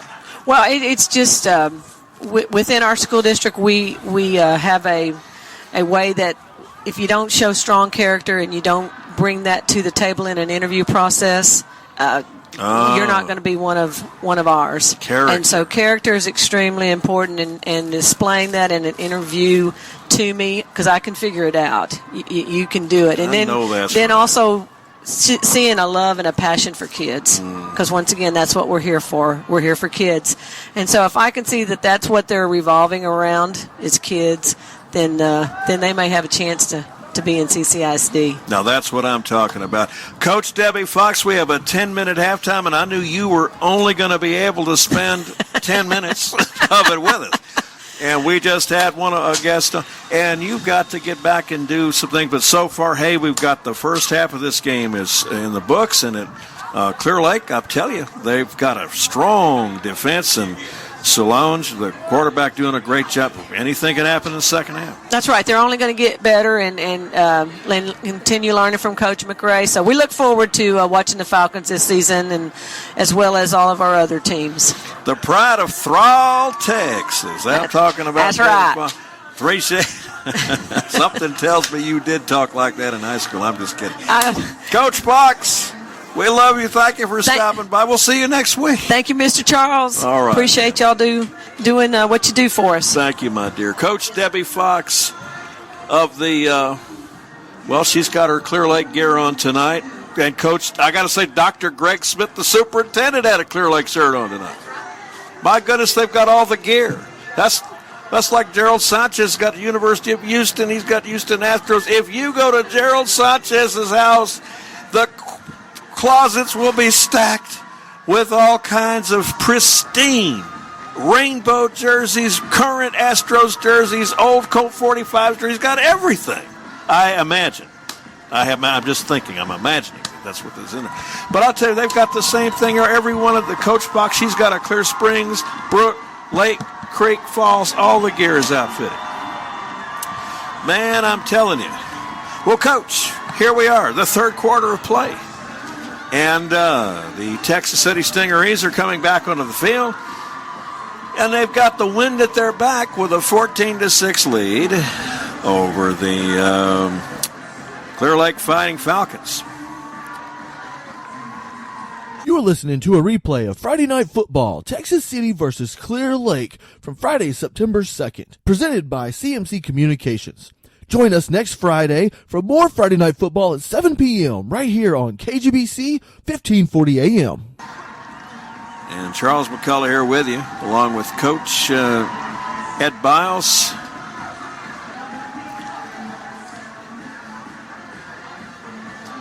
Well, we got a second half. Start here, Charles, and short, again, from a coaching standpoint, a lot of different things had to happen. Coaches are not used to having such a short time to make any correction during the halftime. So everything tonight is leading to a tough situation for the player, tough situation for the coaches because of the long delay, restart, short halftime, lots of adjustments.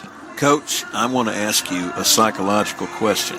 What is the difference going into because we're talking about psychos versus psyches a little bit earlier, but we're going into the halftime locker room. That's got nothing to do with what is a psychic that works in an overweight psychic at an Oriental restaurant, a forward chin teller. That's a bad joke that we were talking about earlier. Okay, but tell us the difference between a halftime locker room on the high school level, collegiate level, professional level. Well, basically, the kind of principles are basically the same. You see, the first time you go in, at every level, you let the players go to the bathroom, give adjustment, take a little water, whatever it might be. Then your defensive coaching staff goes over to one side with the defensive players. Offensive staff goes to the side with the other players. Head coach isn't involved with that at all. Doesn't do anything. So they're making the adjustments in whatever the amount of time you got. So you break your time up into about thirds of each thing. Third to get 3 or 4 minutes to get themselves taken care of.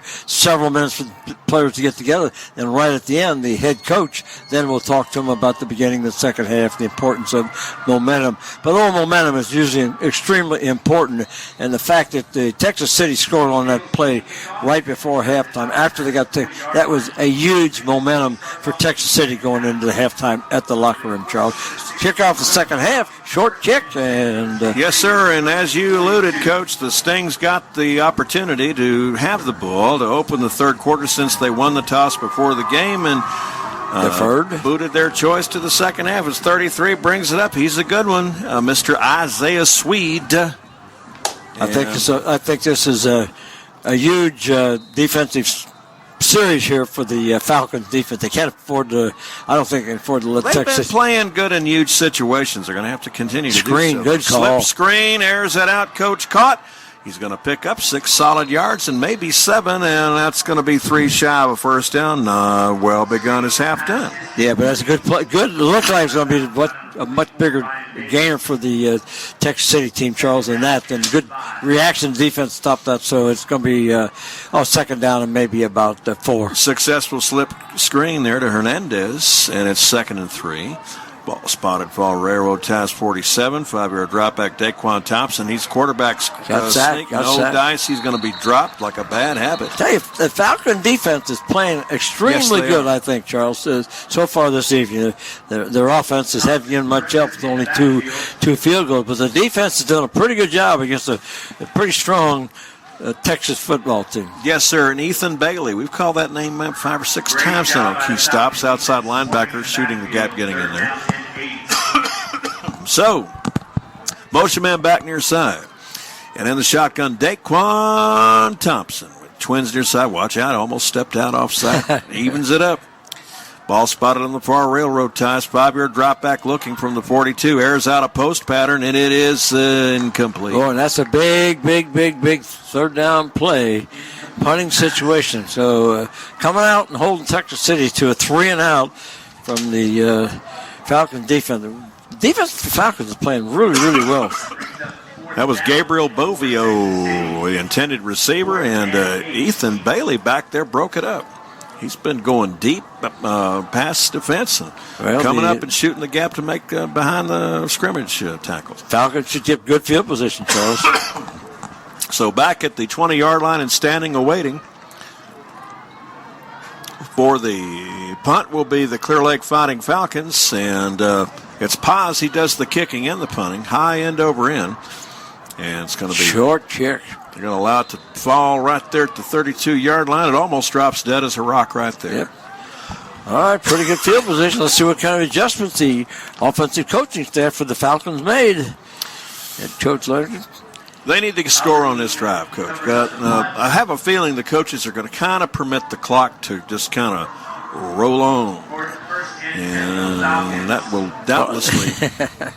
Well, I'm just kidding, Charles, about this. The old kidding about sports is if your team is ahead, your clock keeper starts the clock quickly and slow and stopping it. Let the time run when your team's ahead. That's not. I'm just kidding. No, that's right, Coach. Twins out to the far side. Well, it's no joke to tell you that the Clear Lake Falcons are in a very serious predicament. They need to score right about now. Soulange holds on to the ball, bounces outside. He can gallop like an antelope, cross the 50 to the 40, down to the 30, to the 20, 15 to the 10, almost to the 10, to the 11-yard line. And, man, that kid's got what it takes to take it to the big house. But they'll have to shake and bake it a little more, Coach, because the last time they got to the 10, they didn't get in. Oh, Charles, are we seeing a great young athlete performing for the Falcons? I don't know how they're going to do this year, but I would not want to play this youngster after he gets another year of experience underneath his belt. He's just a sophomore, Coach. That's a great play for a sophomore. Yeah, sophomore's probably starting his first football game in his career. Wow, Lord have mercy. He's showing lots of nice things. Twins bar one near. Is that an inside handoff? Yes, but messed up he's play. going to be 3 stingeries deep, back to the 16 and a 5-yard loss. Messed up handoff between the quarterback and again. There's a late got flag. Some late flags. Now let's see what this boy. If this is against Texas City, it is a stupid penalty that can hurt your football. Well, team. we had Isaiah Swede get in there, and it looks like it's going to be against. Wait. Are they saying there was a fumble and Yeah, the defensive team for the Texas City ran off the field, Charles. Well, Cody Turner had the ball, came around, counter trap pattern, slammed into the left side, and he was dropped right there. Well, actually, they pulled him back 5 yards behind. Well, the Texas City team ran off the field like they had recovered a fumble, but I don't. Well, we've think got that's a player true. down, Coach, right now. They're tending to him, and we're grateful to always say that 999 times out of 1,000. The players are usually fine. The Lord Jesus Christ seeing to it that the kid's going to be just fine. And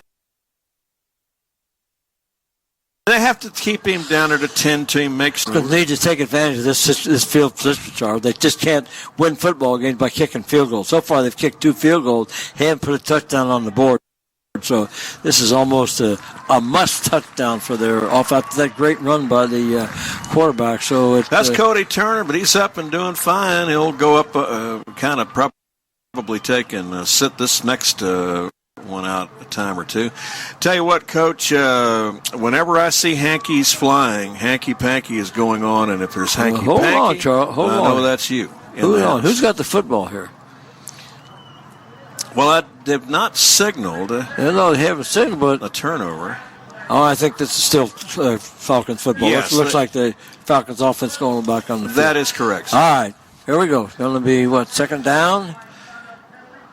But why do they still have first down on the changeover? They ran a play, didn't they? Didn't make no yardage on? Well, let's see. Hold on, Charles. They are giving the ball to Texas City. They had to call a fumble recovery, but then Turner was down, and it looked presumptively as if that was the only reason for the delay. Texas. Oh, goodness. So that's a turnover for the Stingarees. Yeah, turnover. And an inside handoff going to 31, and, of course, that's going to be Hernandez. He plunges forward about 4. See, Clear Lake has been to the 10-yard line twice, and they just can't get it in. Yep. You've got to close the deal. Same old story. 2 turnovers, interception, and a fumble so far. So the Stingarees lead 14-6. The Olive Lake's scoring has come by 2 field goals. So that's an option pitch out far side. Hernandez picks up 4. An unusual play, though. They ran that option into the short side of the field, which doesn't give him much room to run that play. So quickly, it's going to be third down now for the Texas City. And, this could be a big play defensively because the Falcons, again, would get pretty good field position, but they haven't been able to capitalize. Third down Just haven't been able to close the deal. That doesn't mean they can't, though. It's only game 2, and these are sophomore kids largely, kind of working themselves into getting that experience that can't be coached.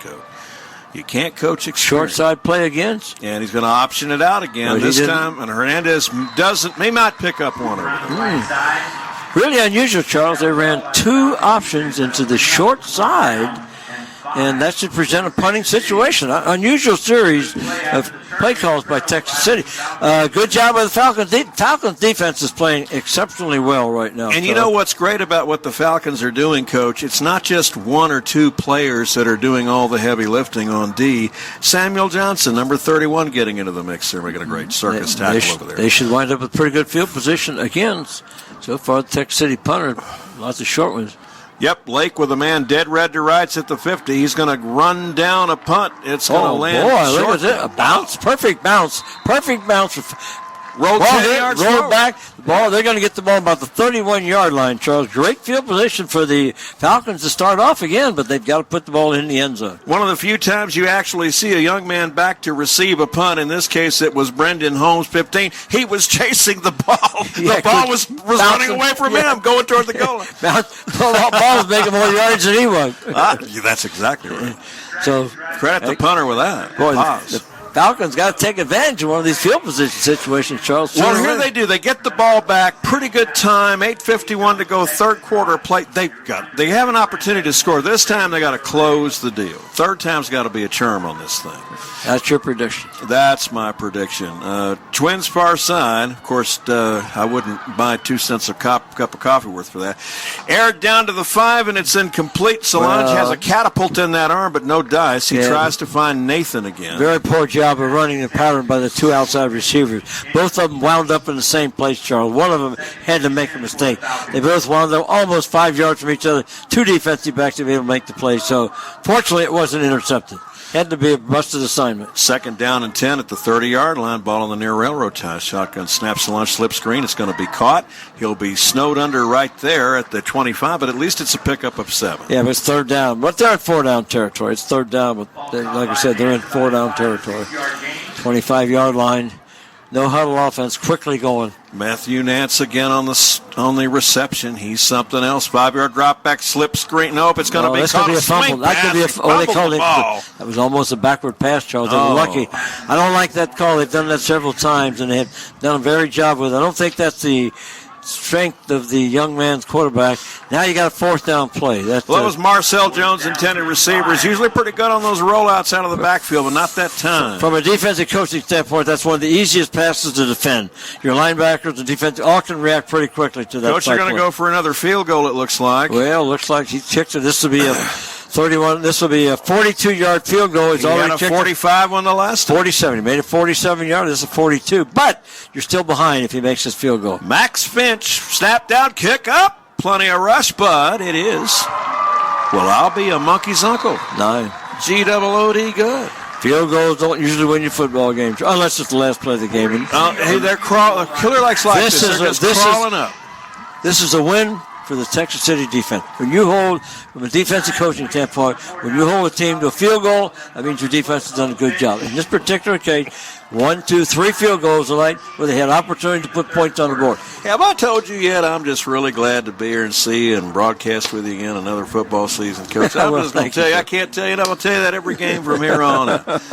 Look at have fun, Charles. Oh, man. You know, the experience I had coaching defensively, I pretty well know all this kind of situations. But believe me, that's an old theory of football. Whenever you have to keep settling for field goals, sooner or later, the other team's offense is probably going to put a touchdown on the board. In this case, 14-9 football game.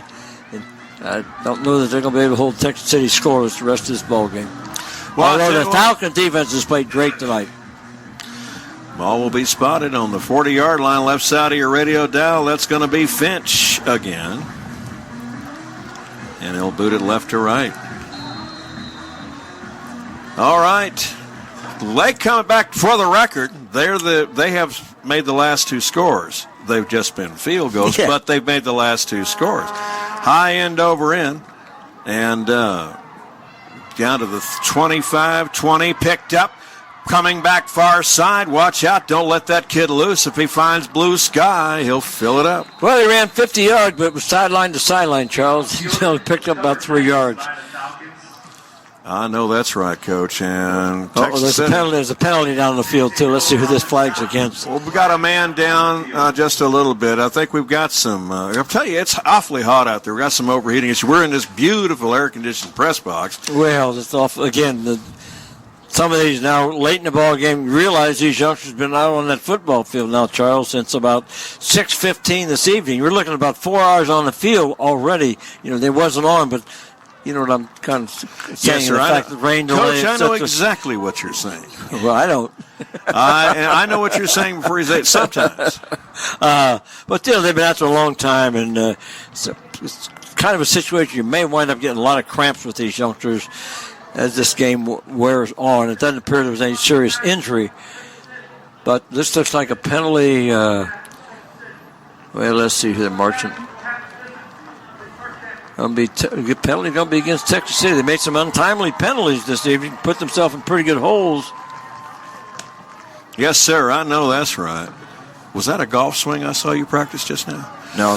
That was, I'm trying to get a baseball score, see what the Astros have done. Final score, Gerald says the final score tonight, Texas Rangers 10, Astros 8. Another loss. Oh, my goodness. That's almost like a full game loss because the Texas Rangers pick up another full game. And hurts in the wild card. Like I said, these next 10 games or so are really important to the Stros. Well, I know that's right. Anyway, here we go. That was a penalty, by the way, to go with it. Against the Texas City. So back up their 10-yard line. The chop block, so it's back to the 5-yard line. So half the distance to the goal line. Chop block is another rule we put in to try to keep away from head injuries. In the old days, you could chop block, you could do all that kind of stuff. You could block chops. You could double team a guy, high-low. And hello, here's the chop. So we've got an inside handoff, Isaiah Swede, and he's going to be stopped. I'm telling you, that Clear Lake defense is incredible. They are doing a great job, Charles. They have really done a good job. So I got to tell you, number 25 on the stop. And again, Clear Lake showing new numbers, new opportunities, kids making a difference. That's going to be Cameron Phillips on the stop that time. So we'll have Twins out far side, one near. I formation from a straight eye. Tailback gets the nod, comes over the middle. Jared Hernandez is going to pick up maybe 3 to about the 12-yard line. But again, Clear Lake's defense is third swarming. Down situation. Coach, they are swarming like mosquitoes. Well, again, Charles got a huge third down situation for both teams now. Especially after all this Texas City doesn't make this. The Falcons are going to be in great field position again. By the way, Kazi Zuhair on the stop that time. I can't spell that, Charles. And I barely pronounced it, but the young man said it all with his performance. But I got the right pronunciation, Zuhair. So here we go in the backfield, Coach. Again, Texas City unable to advance. And short pass, 3-yard pass, fourth down, punting situation. And once again, that Falcon defense has held. Yes, sir, they did. And by the way, on the reception for Texas City that time was Zion Davis, Neon Zion. He has scored 1 touchdown in this game. Charles, the way the punter has put these short punts, the Falcons could have the ball maybe about the 30, 35-yard line. Let's see what happens. The Falcons are handing their own offense plenty of opportunities, and they're not capitalizing. Let's see.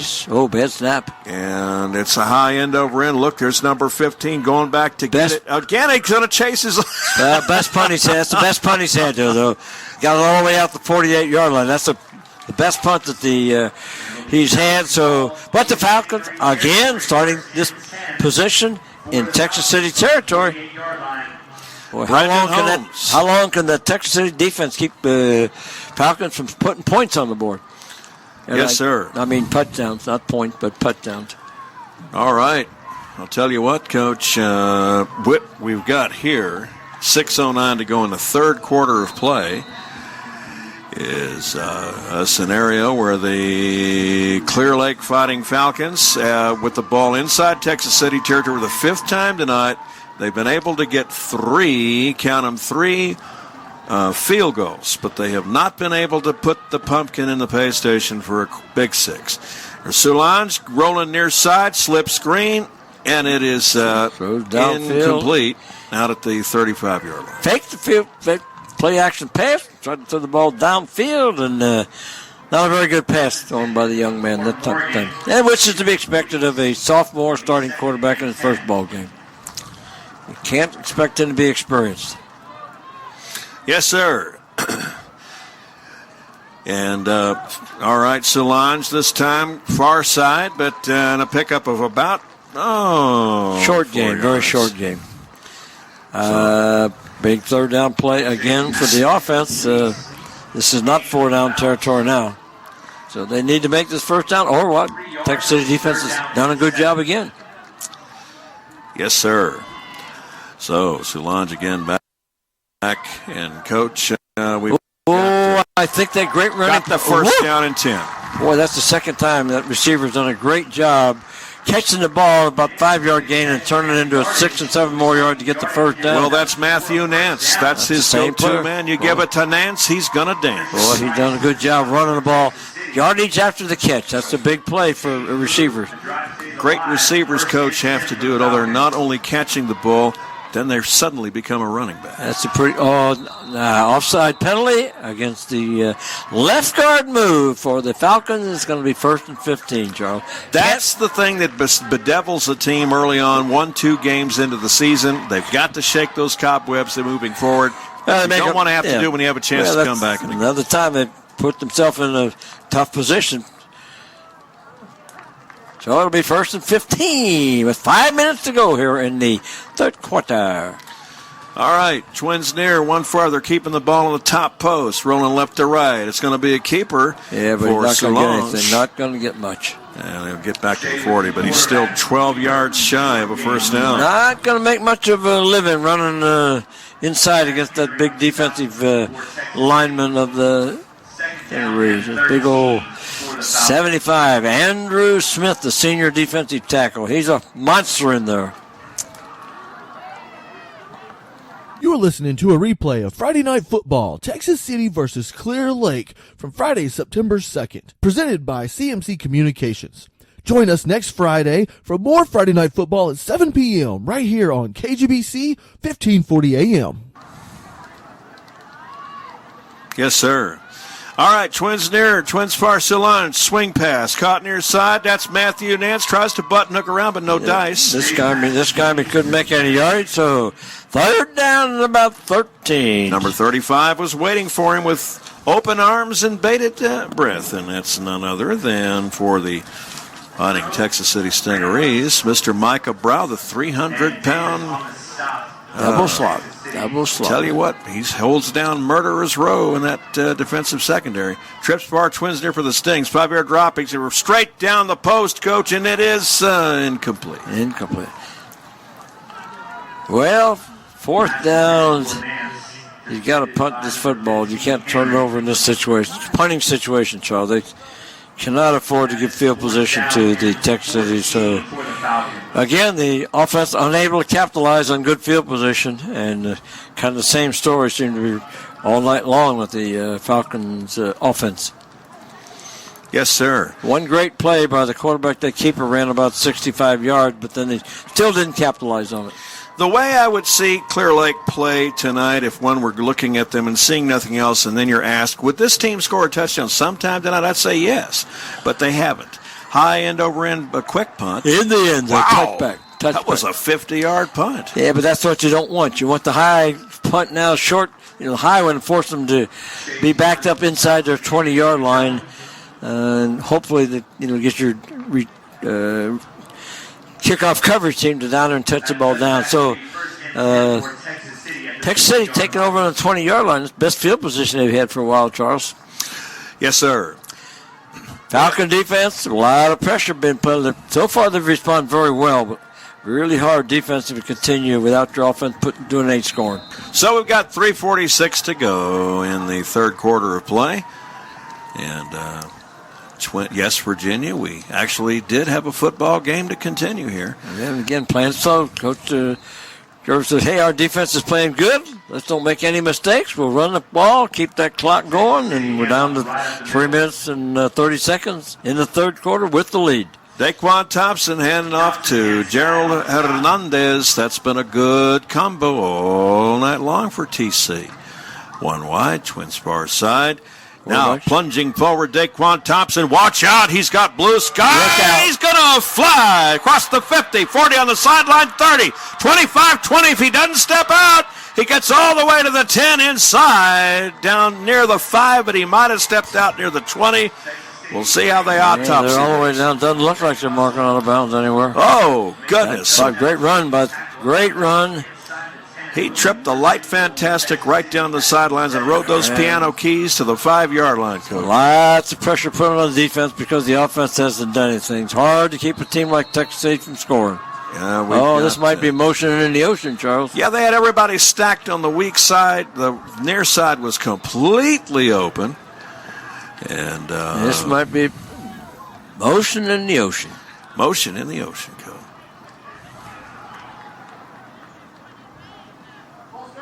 Yep. All right. Well, I don't know whether the Falcons defense can continue to hold and play the way they've been playing. They've been playing great defense, Charles. Well, at some point, you got to feel that the work that you're doing for your other side of your team is paying dividends. And when it's not, you just got to tote that barge and lift that bale all over again. That's what they're doing now. 2:56 to go, inside handoff, and the problem is the Texas City Stingarees are advancing and they're threatening to score. Like your good friend Coach Bum Phillips would say, Coach, they're knocking on the door. Knocking on the door. and they're trying to get it in there. Second and goal from the 9-yard line. So they finally break a man wide out near side. Second down. That looks like the Swede, Isaiah Swede, twins out far side. Slot left, Daquan Thompson, low shotgun Best snap. Boy. He picked it off the ground and finally retrieved it. And he's still plunging forward. Will they ever bring him down? Oh, boy. Well, that's leg strength built up in the leg press machine and back squats in the Texas City weight room over the summer. Wow. Well, that's just kind of showing signs. Maybe a little bit of tiredness setting in. That Falcon defense been out for a long time, Charles. That's the sign of a little bit of tiredness. Now, boy, you got third down all the way down to about the 2-yard line. Now, see, Coach, part of you is from Ohio. That's where all of you is from Ohio, but you're near that dialect boundary near the Kentucky border, Ohio River, where he said the tiredness is sitting in there, like Loretta Lynn would say. One nod to the near side, and it's going to plunge forward, and he's just going to get it in there, Coach. If he didn't, he's on about the half-yard line. I think they haven't showed any sign of it yet. It's a touchdown. Finally a touchdown. His whole upper body was cradling a football on his back, Coach, over the end zone. Well, that was a big drive. Great play by the quarterback, and scored the touchdown. But it looked to me like Daquan Thompson, from about the 30-yard line right side, took it 70 yards personally. And just went in, and that was a Daquan Thompson drive for Texas City. DQ. Yep. DQ kid. All of the above. Yep. 20-9. And now Paz has the PAT to toe tap. It's almost blocked, but it's good. 21-9. So the Texas City Stingarees go on top and will feel a little bit better getting on what old Coach Tony Willis would call the Yellow Dogs, heading back to Texas City, maybe with a victory tonight. Well, of course, the gateway. Wait a minute. This is not the fourth. It's still the third quarter. So Clear Lake still can come back. Yeah, well, they can, but obviously they got to score 2 touchdowns now, Charles. They're behind by, one touchdown and field goal doesn't really do them much good.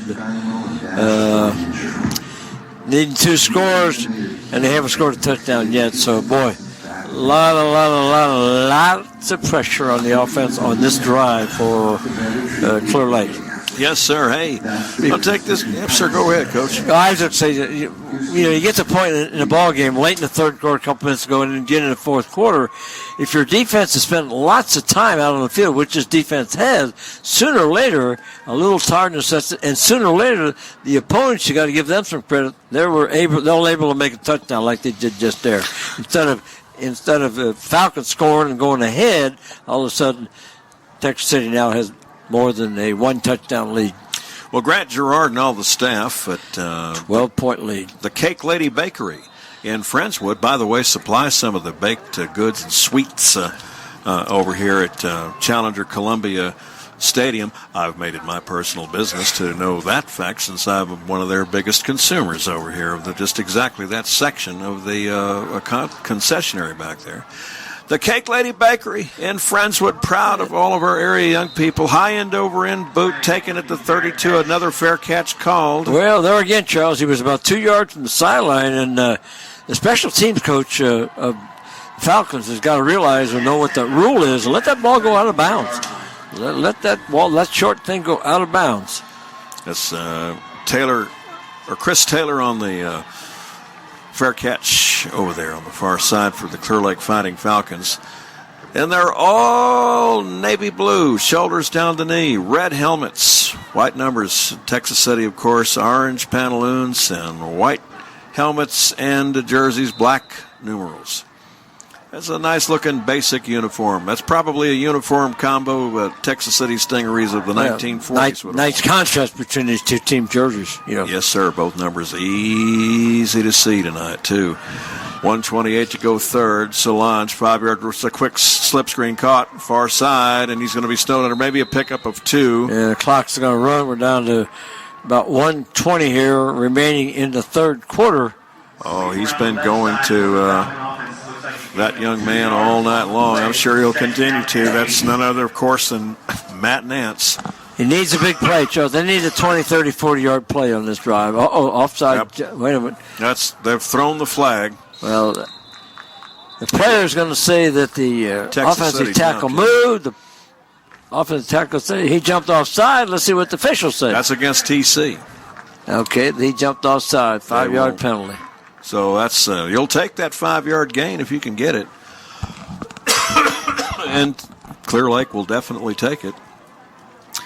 So it'll be second down and about 3 or 4. Yes, but sir. they haven't been able to have much success with the running game inside against this big Texas City defensive line. So the running back hasn't done much inside. One running play by the quarterback on a keeper. Solange, big rush, eludes the tackle. He might hold on to the ball. No, he lets loose, and it is. We have a defensive interference down here. No call. Yes, we do. Look at that flag thrown, Coach. Oh, came from the guy on the play didn't call it the play from way on the side of the field. Called the play. Now, there's again his inexperience, Charles. Great opportunity for him to run because there's nobody over here, and he threw it downfield. And if they get the interference call, obviously it'll be an automatic first down. But there was again the quarterback. Well, Texas City kid shoved him, but we go. The officials are down there on the field. They know what's going on. They see the action. They have experience. They're discussing this call. Yes, sir. Official on the play. Everything's debatable, I suppose. Yeah, well, that's what it is after all. Yeah, unusual. The back judge who's in the middle of the field overruled the official on this side of the field. Let's see what happens now, what we're going to have here. We got 43 seconds to go in the third quarter play. It'll just be a first down for the Falcons. And our score is, again, 21-9. Texas City leading by 12 or 13. Leading by 12. 12. Let me see. I got enough fingers, toes, I can count that much. Yes, sir. I've got at least 15 fingers. All right, first down. Twins near, Twins out far side. Shotgun snap, Solange. He's going to look at him bounce past 2 tacklers, Coach. As Coach Ed Biles would put it, that's 1, 2, 3 missed tackles. Yeah, well, he was supposed to run the ball inside. It wasn't there, and he bounced to the outside on the left and made a good job of improvising and picking up some yardage on that play. A good running back or a quarterback, Coach, you're saying is like a jazz musician. Sometimes they've just got to find the way to make the music happen. Start the music. Ball spotted on the 40-yard line. Solange in the backfield. Takes the snap, 5-yard drop back, drawing him in, slip screen. It is caught down to the 20. To the 30, down to the 25, almost to the 20. Now, that's what I'm talking about, and it's his go-to man, Matthew Nance. That's going to be the end of the third quarter, Charles. That's a good way to end it and pick up in the fourth. Now, Clear Lake can get to the dance with Nance. Well, they need to. They need to score a touchdown on this series. So they need to take a chance. Yep. Go with another little pass. Score a touchdown. Well, they're going to start fourth quarter. Ball on about the 20-yard line or so.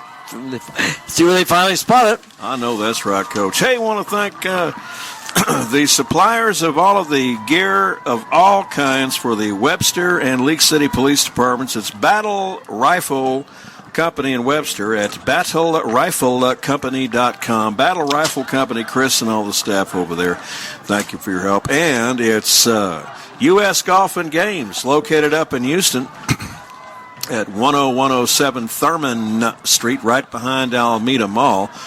Oh, man, Coach Biles, you'll love going up there. They've got bumper carts outside. You and Gerald can get in opposing little cars and bump each other around. I'll be inside. Oh, I used in to the batting bumper cages. car? Oh, I thought you said bumper cars. I used to like that bumper car, the old bumper cars. You get in there and go hit people Coach, with cars. With the way you drive, no one would have a chance. I don't hit people with cars. I don't hit people No, you don't. You have a miraculous way of lifting off the pedal, knowing exactly when the car will stop. A vehicle running ahead of you. You've shown me that scientific process. Coach, Charles, I've had 4 accidents, and every one my car was stopped, parked. That's amazing. Think about it. All right, Falcons, here we go, Charles. 12 minutes to go here. Mine's usually 11 o'clock starting. We have 4-hour football game so far. I know that's right, but Coach, God bless you. Always drive careful. Twins near, 1 wide out far side with all of God's protection. Seriously. All right, so 12 minutes to go. We're in the fourth quarter now. Quick flare out far side. Caught. Solange out to Nance, and this time the young man not only shows he can dance, he can also shove himself forward with only 175-pound body weight, but he hits like a Yokozuna. Charles, how many passes do you think this youngster showed tonight? He's passed every time he's about got 30 to 40, I guess, already. He's thrown a lot My of passes. goodness, he's maybe run 2 rushing plays the entire second half. Yeah, his arm ought to be getting tired. No, that's right. Twins there, Twins Farm. McCrae's telling him to let loose, and he airs it out near side. Swing running pass. play. Did they get they got the first down? Yeah, and he picks up, plunges. For this Clear Lake Falcons are determined this time, Coach. That was number 29 trying to swing out of the backfield. Mr. Cody Turner turns it up, and now they're down. How many times is this? Yeah, This is the 4th time they've gotten to the Texas City 10-yard line. They got 4th time's got to be a charm. Can't settle for a field goal this time. Put it in the They pay need station. 6. Yes, sir, they do. And if they get that, well, they'll be in a position to get a little more. They'll only be prospectively. Well, they score here, they'll go for the extra point because that would put them within 5. Yes, sir. 2 point wouldn't mean anything. Dupes near Twins Far. Motion man coming back near side. I think we'll have another motion. Another motion penalty by the offensive lineman. Probably so. Boy, oh boy. How many times have they done this tonight, Charles? That's a shame. Down, great. First down. That's 6 motion calls. First and 15. They're hurting themselves. They've had one defensive offside. Yep. Against TC. But that's the 6th time that the Clear Lake Fighting Falcons have been Shot called themselves offside. in the foot. Yes, sir. All right, first and 15. Let's see if they can do it. So to set the table for you, clock now ticking, 10:58, just under 11 minutes to go. 21-9 is the score. Texas City on top. And Twins out far side, Twins near. Shotgun snap, Solange going to air a soft touch into the end zone. And it is incomplete. Oh, incomplete. I had to look carefully. Oh, man. So Mason intended receiver falls right on his wallet. It looked like he coulda, shoulda, woulda had it. But he didn't. Fell down and lost. He had it in his bread basket, but lost containment as he... Second down. Glory. So we got 10:43 to go in the game. 21-9 score. And first and 15, Clear Lake. So pumps it, and it is a slant. Oh. And it is incomplete. Goodness gracious. Boy, he came up from the far side to the near post, and, Coach, that was, again, our good friend Mr. Matthew Nance, but no dice. Third down. And about 15 to go. They got to score a touchdown here, don't they? They've had 3 successive field goals, Third and 15. That's the only scoring done by Lake tonight, and 3 touchdowns for Texas City. Go figure that. Shotgun snap, Solange. Pumps it in the end zone again, and it's time. It is caught for a touchdown. That's what they needed. Wow. Oh, man. Woo. And guess who? Yep, that's Matthew Nance. Takes them into the dance, and tell you what, does the old Texas two-step into the pay station. And that's going to make it 21-15 minus the PAT, which is coming.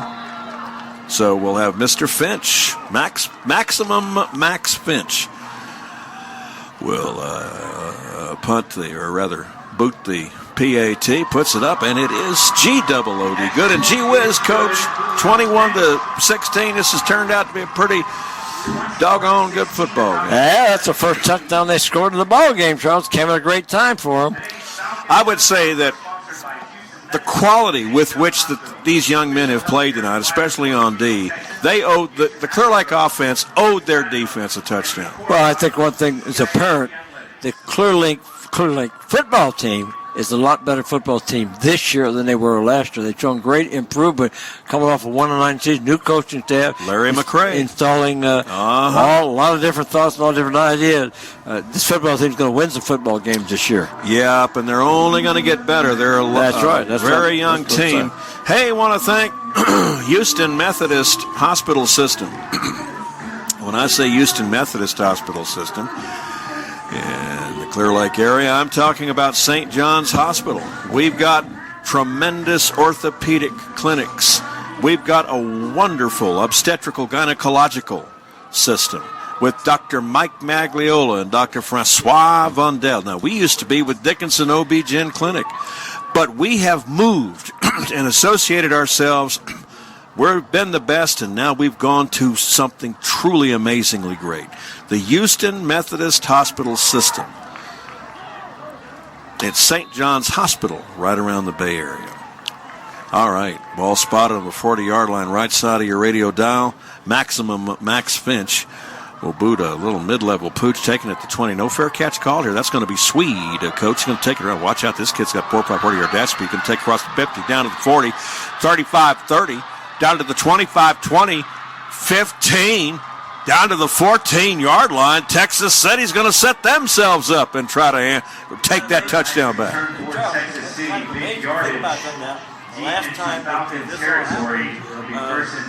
kickoff return for a touchdown didn't go because of the penalty, and all of a sudden now they do the same thing almost. Amazing. You are listening to a replay of Friday Night Football, Texas City versus Clear Lake from Friday, September 2nd, presented by CMC Communications. Join us next Friday for more Friday Night Football at 7 p.m. right here on KGBC 1540 AM. All right. 10-12 to go in the football contest. 21-16, but the Texas City Stingerees are threatening again. Tell you what, I like this Daquan Thompson, the TCDQ, the Texas City DQ kid. Daquan Thompson, man, he does not like it when you score on him. He comes back and he gets mad. And then he tries to get even. And watch out, he may take it himself. He's going to try to find. Look at him. He slips around one kid, gets down to the 15, 10 to the 5, out of bounds at the 4. That's 4 missed tackles on the part of the Clear Lake Falcons. And that's going to be first and goal on the 4-yard line. And as you said, the Texas City team has responded.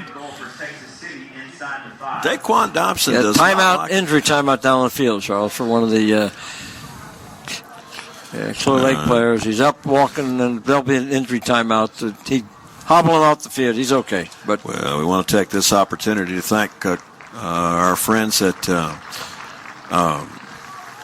Coastal Eye Associates at coastaleyeassociates.com. Now, we've got locations now in Pasadena, Alvin, and in Clear Lake at 550 Medical Center Boulevard. Phone 281-488-7213. Dr. Gregory T. Clariday will help you see clear as day. At Coastal Eye Associates, we not only have optometrical specialists that grind and polish and have the great frames. Oh, you're going to love the look you'll get with our spectacularly designed glasses. But we also have ophthalmologists, so we're medical doctors here too that diagnose and treat your problems and cure them. Coastal Eye Associates. Okay, from the 5. Inside handoff, rolling in. And no, it's going to be a stop right down there near the 6-yard line. He faked a pass. And, I expect to say he released a pass. It looked like almost a shovel pass, though. He faked a forward arm pass into the end zone. And it looked like Jared Hernandez was able to get down inside the 4, but maybe a 1-yard gain. It'll be second and goal, Coach, from the 4-yard line. So, slot right. This is an inside handoff to Hernandez. Look at that leg strength, Coach. You got to keep him from getting in. I don't know. Did he get into the end zone? No, I don't think so. Right on about the half-yard line, Charles. My goodness. Clock is running, though. Clock is going to become a factor right now. We're looking at 3rd down and about.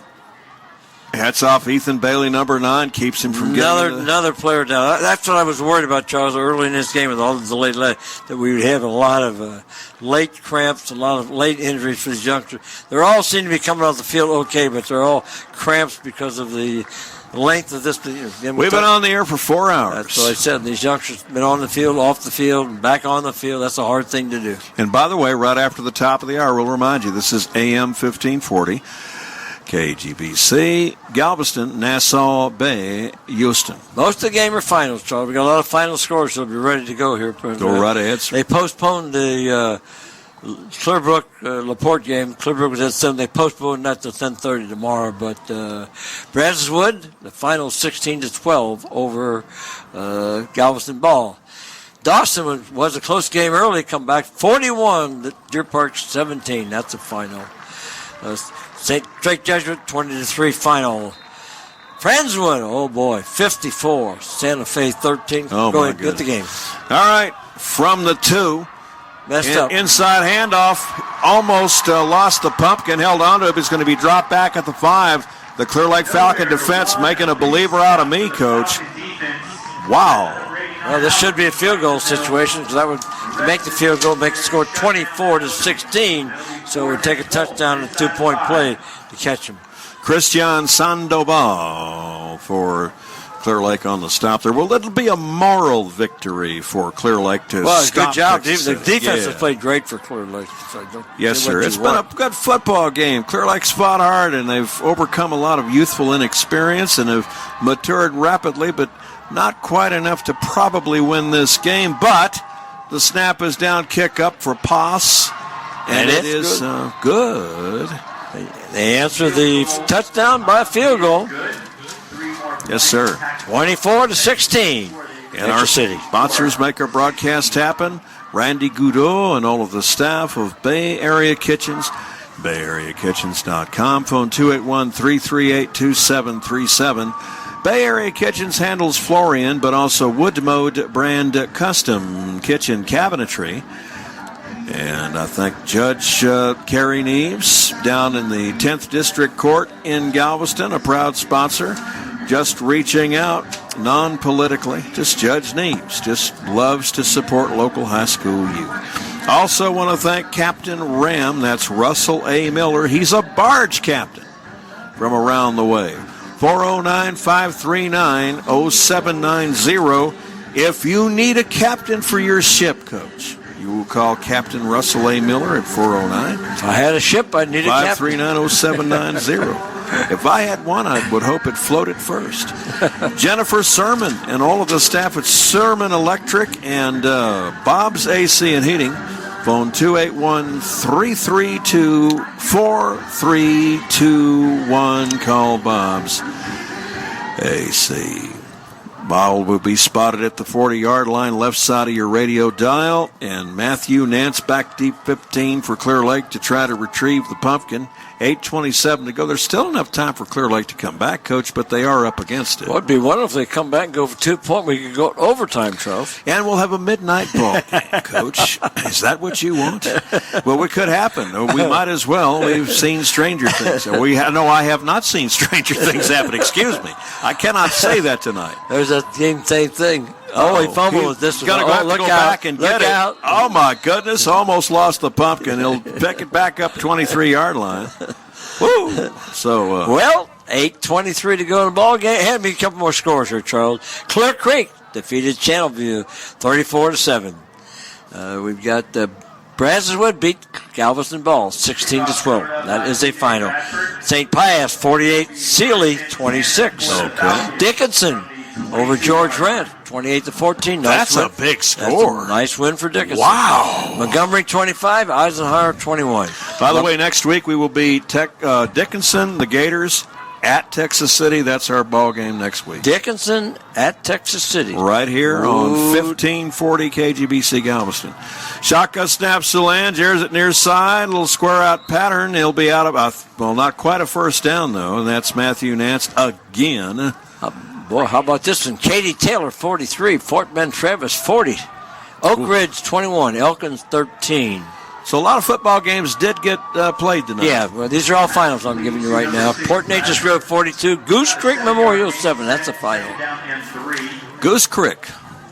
So we'll have Twins out far side. Twins and there's such Solange going to have to air it out. This kid's capable, though. He's going to air out a long sideline bomb, and it's intercepted by the Stingerees, I think, out of bounds. Incomplete, out of bounds. But that becomes a third down and something here. Yep, number one for the Texas City Stingerees was all over that white on rice. Christian Price with a priceless effort. Right defensive cornerback doing a great job. Big play here offensively. All right. Twins far, Twins near Solange in the backfield looking. He's going to air out a bullet just a little bit. Incomplete. West of the Pacific Palisades over there. Kid couldn't get over to it. That was Nance again. Hunting situation. Chris Flanagan actually. 3 and out. One thing they didn't need right there from the offense was the 3 and out. Defense got to go right back on the field now in a short period of time. And this is not getting pretty right now. Texas City could put the seal of the deal here, Charles, if they could take this and put some points on the board with 8 minutes remaining. Yes, sir. Just keep it on the ground and nothing fancy. That's all they've done. Although Daquan Thompson has shown the capability of really launching a catapult pass.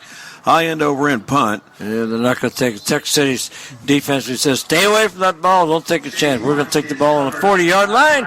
We got an 8-point lead with 7:51 to go in the game. And 24-16 our score. Charles McCulley here with you, along with Coach Eddie Biles, Gerald Sanchez. Want to thank Jeff and Amber and all the staff out at Guaranteed Roofing Company in Texas City. Phone 281-488-1370. That's our metro number, 281-488-1370. We have all the capability you need and more for all of your roofing needs, especially during hurricane season. And we can weatherize your roof during hurricane season. And we thank Ruth Daggerath Insurance Company. Call Wanda down there in the office at Ruth Daggerath Insurance Company in Texas City. We go way back in the day. Slip screen pass, but look at the great job defense. 44. Whoa, what a defensive play that was. Number 44. Absolutely. Ryan Davis, a defensive lineman, sophomore. You know, it's a young team, Charles. They're making some pretty good plays, but the clock will continue to run now. A little surprised they're hurrying up this offense. They should be taking their time a little bit here. Now use that clock. Yep. All righty. 409-935-8025, by the way, number 2, Ruth Daggerath Insurance. Inside handoff to for the Texas City Stingarees, and of course, most of the evening it has been number 31, Jared Hernandez. Well, now we're going to be under 7 minutes now when they run this next play. 6:59 to go in the football game, Coach. Who'd have thunk it? Here we are. Well, I think you did. Your prediction before the game is pretty close, Charles. Trips near one far. I couldn't have predicted a 4.5-hour broadcast. High pass down on the sideline. Coach, and it's caught. It looks like nope. Incomplete. He dropped it. INC, period. Yep. Well, that's a pretty good job by once again, this Falcon defense playing good. That's the 3-and-out. Texas City will be forced to punt. Didn't take an awful lot of time off the clock, and the Falcons should get decent field position here with 6:42 in the fourth quarter. Zion Davis, Neon Zion, intended receiver, but it was broken up by Ethan Bailey back there in that cornerback slot. Charles, I think Gerald has fallen asleep on us. It's so late past his bedtime. I'll tell you what, Gerald never sleeps. High end over end. Short kick, and again, it comes back towards the Texas City kicker. So great field position, 40-yard line for the Falcons again. I know that's right, Coach. For somebody with the eyes that, like myself, that hardly ever close, I'm as sleepless as a lizard, basically, an iguana. They don't think they ever sleep. But there's a difference between sleeping, as in REM, rapid eye movement sleep, where you dream, Coach, and then the kind of sleep where you're catatonic, where you're not really sleeping, you're just kind of zoned out for a little bit. I think that's where Gerald is. Oh, I think that's what I'm reading that mental state over there. Twins near Twins Bar, and it's going to be Solange. Oh, this kid can launch it, and it is. Did he catch that? No, incomplete. Oh, it sure enough looked like it. Right at the end, it looked like the defensive back had great coverage. He went up, and then he jumped a little bit too soon, but incomplete pass. Second down and 10. Yes, sir. I'm telling you what, this youngster's throwing a lot of passes. We didn't keep statistics on pass attempts, but this is going to be huge when you look at it in the paper tomorrow. I had to make sure that was not. Although this game may not be in the paper, but it's too late for the press. It's going to be too late for the press. Matthew Nance, that happened to be that time number 3, Jacory Morgan, who almost pulled that pumpkin in. Picked that pair out of the tree. Twins near Twins Bar, one wide near side. or rather, motion man back near side. Running Inside handoff, Jones with the carry. and that's going to be for the Clear Lake Fighting Falcons. It's either 28-29. This time it's going to be 28. Marcel Jones. Be under 6 minutes in the ball game now. Here, the clock running. 3rd down and 5 or 6. So it'll be under 6 now. 5:58 to go. 24-16. Texas City Lake trying to. Off the Another left tackle in the motion in the ocean. Another big 5-yard penalty. Motion in the ocean. Boy, I'll tell you, a lot going on out there in that ocean. There's been a lot of those type penalties, the offensive linemen. Well, and again, this is a young sophomore making his probably the way he calls them and inflections. The adjustment for everybody when you have a young quarterback. Youthful inexperience. He's learning. He's a sophomore next year, and when he's a senior, he'll be a monster. Done well. Needs to get a little bit more of a running game involved with all this passing that he's doing. And Larry McCray, new head coach for Clear Lake, coming over from Manville as an offensive coordinator over there. He knows that. He knows in a year or two his team's only going to improve. So 5-yard drop, extra lines, looking, it'll roll far side. Don't cross that line. He'll have to commit himself now. He's in trouble. And hold on to that ball, because that's the one other thing a youngster can make a mistake doing, Coach, is when he's made one mistake, suddenly he doesn't try to just simply contain the ball. He tries to do something else and lose control. Another punting situation, Charles. Another punting situation. Yes, 1, 2, 3, 4...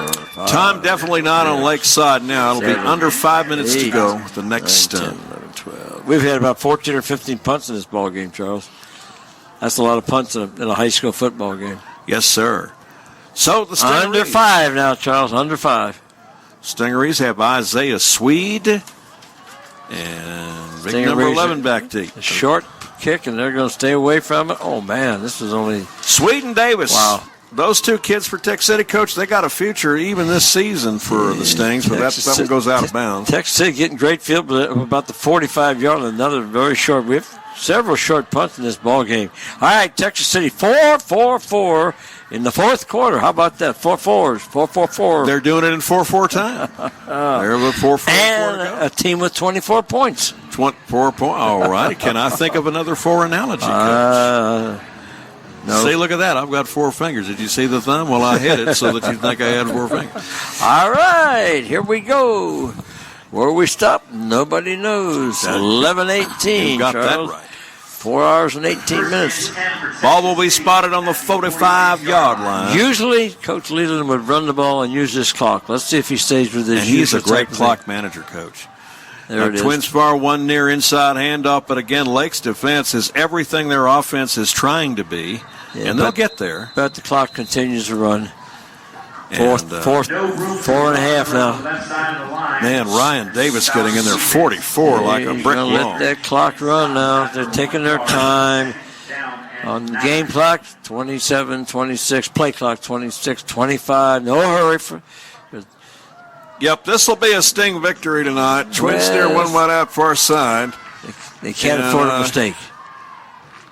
So it'll be Daquan with the ball, carrying, plunging forward, holds on to the ball, picks up 6, and it'll be 2nd and 4. Well, it's make that 3rd and 4. 3rd and 4, but we're under 4 minutes now with the clock running. I told you I'd have another reason to say it.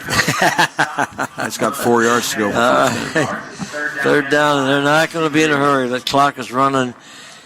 We're down to under 3:50. 3:45. As you said, Coach Leland knows how to milk that clock. Oh, we've seen him do it. Yes, very good. By the way, another history-making season after a fashion, if you will. Do you know that this is the first time in the 46-year history of both schools playing in the same environment, if you will?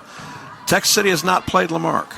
They will not play Lamarck this year. Oh, really? No, sir. Well, that's probably time. Well, they're in the same district now, Texas City ISD. Now, Charles, that wasn't a first down. They need to take a timeout. The clock is running now. And, of course, Texas City is in no hurry. Finally, they're going to take the timeout and stop the clock. That's a good call by the coaching staff. Young coach learn how to use that clock. 3 minutes and 2 seconds. Didn't let the extra 25 seconds run off. So Jared Hernandez on the carry that time, 1 yard shy of first down. If they get this first down, it'll be time for you to sing, Coach. I don't know whether I'm yawning so much I don't know what I can sing or not, Charles. Yes, sir. I only suggested that to be polite. All right. Well, now think here. What are you going to do? It's 4th down and 2, Charles. You going to run the ball and try to get the first down, or are you going to punt it? You know what? Tell me your strategy here. I think Daquan Thompson, he's in this game he's in it to win it. I think he wants to personally do something. Well, what do you think the coach is going to call? Thank you for asking. I think Sorovic might let him do it. He's probably over there talking to Coach Sorovic. Now, here's the thoughts that have to. Now, remember, though, if they go for it and they don't make it, they shorten the field for the Falcons. The Falcons only have about 55 yards to go. If they punt the ball now, and then Falcons will have about 80 yards to go with less than 3 minutes in the game. See, one thing Leland Sorovic knows is that they're taking on a real powerful team next week, Dickinson.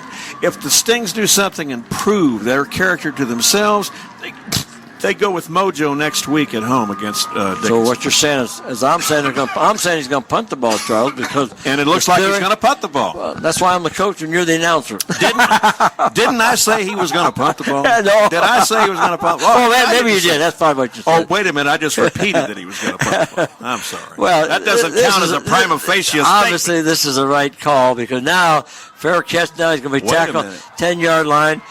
They get the ball. That was the right call.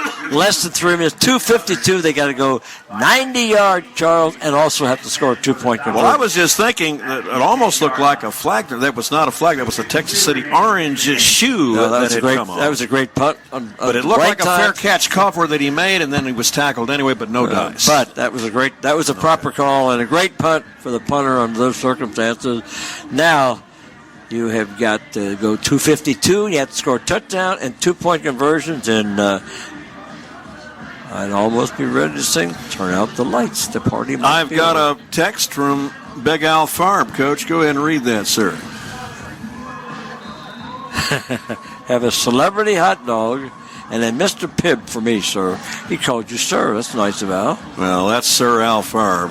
And they don't come any better than Big Al Farb. Oh, my gosh. And we did, Big Al. Coach Fox actually presented Coach Biles and me with several of those celebrities. And they're good this year. There's a difference in quality in the way they've got wait a minute. What is this, a running play? Hold on here. Wait a minute. That doesn't compute. Now the clock is running. Surprised at that call. They've been throwing the ball all night long. That was a running play, Charles. And, boy, the clock is running. You got to hurry up now. Come on. You got 2nd down and 10. Can't be conservative. I'll tell you what. Whether you lose by 8 or 16, doesn't matter if it's a loss. What you don't want to have happen here is a potential defensive touchdown by Texas City. I just don't make any difference. Texas City is really you just don't want to have that kind of momentum going against you next week. Look at that catch at the 33-yard line. Is he out of bounds? The problem, Charles, with that running play, now you're only down to 2:18 on the clock. Just a very difficult call. But I really liked what I just saw, although it was out of bounds. Yeah, that's okay. But Matthew Nance did like Lynn Swan from the old Pittsburgh Steelers way back in the day. Made a beautiful catch. You got a 3rd down now and 11. 3rd and 11. With the clock working against you. 7-11. Need a great individual play by somebody.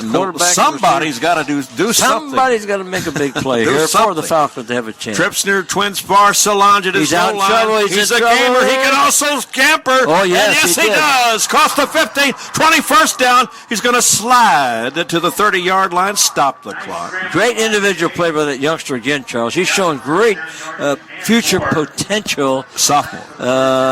Unfortunately, the 1st down gets them out to about the 25-yard line, but as soon as the chains are marked, they will start the clock, and the clock now is under 2 minutes remaining in the game. Got to hurry up, coaches. Hurry up.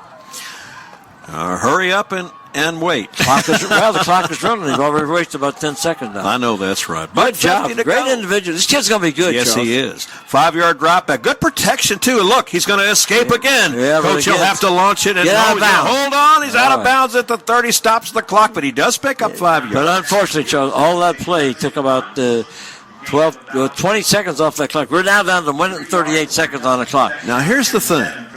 That's enough time for him to throw a huge ball. Well, get it in the pay station, go for 2, and what do you got?